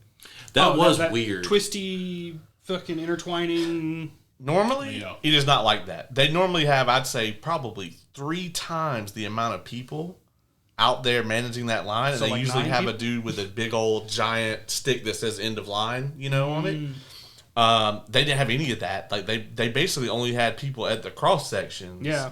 And it's like nobody knew what was going on. It was just like, I'm gonna follow this stream of people and just hope it will eventually get me inside. And yeah, I mean I that was definitely a failing on their part. Normally, it's a lot more organized than that. But in the slightly better side of it, the vendor hall line was immaculate. It was perfect. yeah. Yeah. And I do miss the days. Once upon a time, there was not a line. I think your first year, we didn't have to. There was no line. Oh, I remember specifically my first year because there was a small line at least. Yeah. We tried to cut in at a certain point, and some asshole called us out. Well, that's because I wasn't used to there being a line. Yeah. You know, for my like first 10 fucking Dragon Cons or whatever, there used to not be a line to get in there. But like when It kind of needs to be though. Oh, I agree. When COVID popped off, like that next year, they started capping it, and they have raised the cap on it some, but they also shouldn't. widened the aisles, and like it is. Let me tell you, it is so much easier to get around in there now than it used to be when there was no cap and the aisles were narrower. Because I mean, it literally would be like there's a stream of people going down the aisle in each direction, and then you have like one human being worth on either side. So if you want to stop and look at a booth, you step out of the flow, and then you're like this up against the booth. And that's how it used to be in there. And the cross sections. Oh, the cross sections would just be a fucking nightmare. Yeah. Oh God. Yeah, it used to be really rough in there, and so I'm really glad that they changed I don't it. get social anxiety very much at all. Like, except for when I can't move. Last year, I felt it trying to walk through, I believe it was the Hyatt. I was on the second floor, and by the end of it, I wanted to shoulder check a motherfucker off a balcony. This year... Claustrophobia. Huh? I think that's just claustrophobia. I think so, too. Which I also have, yeah. But then this year, it was the vendor hall when I was trying to find you guys when me and Lauren were coming down. After we found you, I was trying to find Jazz, and that... I wanted to throw some people. I didn't run into anything like that this year. As a matter of fact, the only time my claustrophobia got triggered at a con recently was actually at fucking Soda City, which is like a fucking way smaller con, like 2,000 or 3,000 people, but it's also one building that's a lot smaller. And you really only have two sections of that. You have upstairs where there's like concessions and like your guests and a couple panel rooms. And then you have the downstairs, which is where your game room and your vendor hall is. And that's it. There's one set of escalators that goes in between the two. Ooh. And it was like the middle of the day on Saturday. There was a ton of people there. And I go up to the homie James, and he's sitting there, and I'm like, hey, man, what you doing? And he's like, there's a line to get on the escalator. So I was like, well, fuck it. I'm going to go get in the concession line, which was long. I was like, I'm not hungry, but by the time I get through this fucking line, I will be. And obviously, I can't go back down to the vendor hall right now. So I get in the concession line, and by the time I get through the concession line, I have my food. I was, in fact, hungry. I was eating it, and I was like, oh, cool. This fucking blood clot of humans has gone, made its way down the escalator artery. And so I go down the escalator, and I walk into the vendor hall, and I don't know why I didn't think about this, but it had just moved into the vendor hall. So as soon as I get in there, I'm sitting there, and I know that James has gone in there like 20 minutes before me, and he is only like 3 people deep into this shit. Oh, no. And I'm just like, fuck. And like, I literally had my food like this, and I'm sitting there doing this for like what felt like forever. It was probably 15 fucking minutes, but... And there was there'd be people that were like they would be in the crowd, and then they would stop to look at some shit in a booth, and they would just not step out of the line. I hate that shit. And the person behind them would fucking stop. And I'm like, no, you elbow this motherfucker out the way and go. Yeah. I give a courtesy few moments before I'm like, Yeah. I'll be like, excuse me, and then I'm barreling through there. Like after that. Yeah, that is the thing. I don't know why it happens so much, but there are oftentimes people in these conventions where in a crowded area, they will just stop where they are to look at something. Yeah. You can't do that. now don't get me wrong, everyone does it occasionally, but this happens a lot. Yeah, it was unnatural. Like there were times where like the group would meet up and we'd sit there and talk, but one of us would be like, guys, let's fucking scoot to the side. Yeah. And I will say, times we just kind of shifted over Yeah. to the side. Yeah. when it comes to convention attendees, I tend to prefer these the most. However, you don't really run into this in other conventions. Like at other conventions, it'll be like all the time there are people there who are dumb as fuck. At DragonCon, like around like 1 p.m., usually it'll be okay. It's once the fucking alcohol starts to flow and people are trying to get through sky bridges and shit, then it's like, oh no. I actually, at one point, I don't remember which night it was, but I was on one of the sky bridges, and I had about a 25-foot berth that I gave the motherfucker in front of me because he was doing this number right here. Like he literally was like taking, like he was doing that shit, like through the sky bridge. And like he was fucking around. I mean, No, he was stumbling. yeah, he was like zombie walking, and then he would grab the handrail like, oh, thank God. And then he would let it go for some fucking reason. like, oh, I'm good. And it's like, no, dog, you are not. Unless this is like the shittiest Walking Dead cosplay ever, you are not good. Well, on that note, I think it's time for us to wrap this one up. Yep. Gotta wrap that shit up, B. It's been another amazing Dragon Con in the books. Some of us it's our first, some of us it's our second, some fifth, and some whatever 14th. 47th. These been going down longer than this existed. You and Kevin are I've officially designated you as con veterans. You know, you guys can just go off and do your own fucking thing. I don't have to worry about what you guys are up to. But also because of that, we didn't fucking see each other hardly at all. We see each other more here during the week than we did at the con. Yeah, which was wild. Had a great time. If you guys are ever thinking about going to something like Dragon Con, don't do it as your first. Yeah, it's a big ask for your first con. It's enormous. It's gonna be a lot of walking. The homie Lauren actually was there. This was her very first con. You can check her out on YouTube on Coffee and Lore. She actually posted her own Dragon Con review. Oh, cool. She also did a separate video for her vendor hall. Her vendor haul. Oh yeah, I helped her hang up a lot of that. Yeah. So check that out because it was pretty good. I should have brought all my shit, but like a lot of it is on the wall. So Yep. Yeah, mine's in the other room. I just didn't think about it.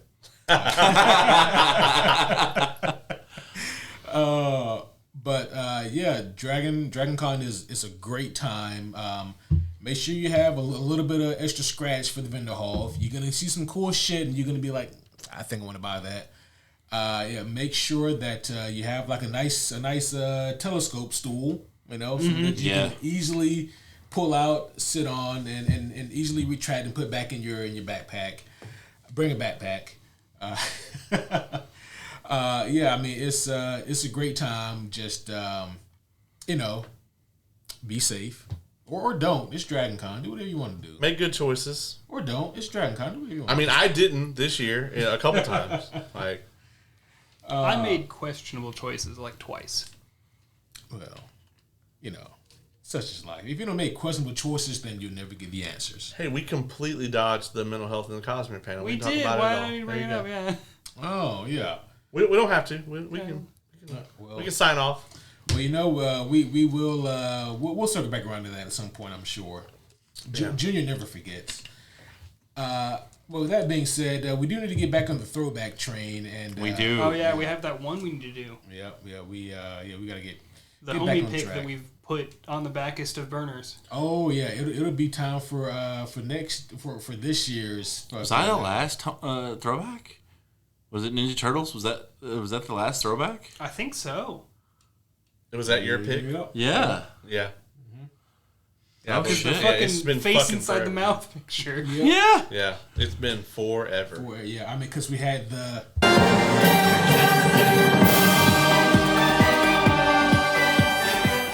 That scared the fuck out of me. Also, there goes the budget for the rest of the year. Shit. I shouldn't have hit it. Because after the day the movie came out, the charge for that shit went up by triple. And then I got another email from the committee. It went up again when since it's heading to digital. So, Oh right, yeah. streaming, so yeah. Oh well. On that note, we can't afford to be on air any longer, so we're gonna go ahead and wrap this thing up. hey. Don't do it. Homies, that would be all for now. Hopefully you guys have enjoyed this, have as much at least as we enjoyed Dragon Con, and hopefully this wasn't nearly as exhausting as our Dragon Con experience was. Yeah. But it's a great time had by all, and this has been a great episode, great review, great look back at Dragon Con. So looking forward to things to come. We do have Peacemaker coming up again. We are continuously running those episodes. The episode 4 review will be up in just a few short days. By the time you guys get this, it'll probably be halfway up. And then, of course, we also have Doomsday Clock coming up as well. And then we're going to be diving right into Gen V Season 2 in just a couple weeks here. Ooh. Oh, shit. Yeah. Yep. Yeah, I need to jump in on that.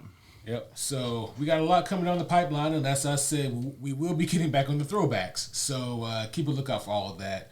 But homies, until next time, my name is Superhero Homie Q. I'm superhero homie Caleb. I am superhero homie Oz. And I'm superhero homie Dylan.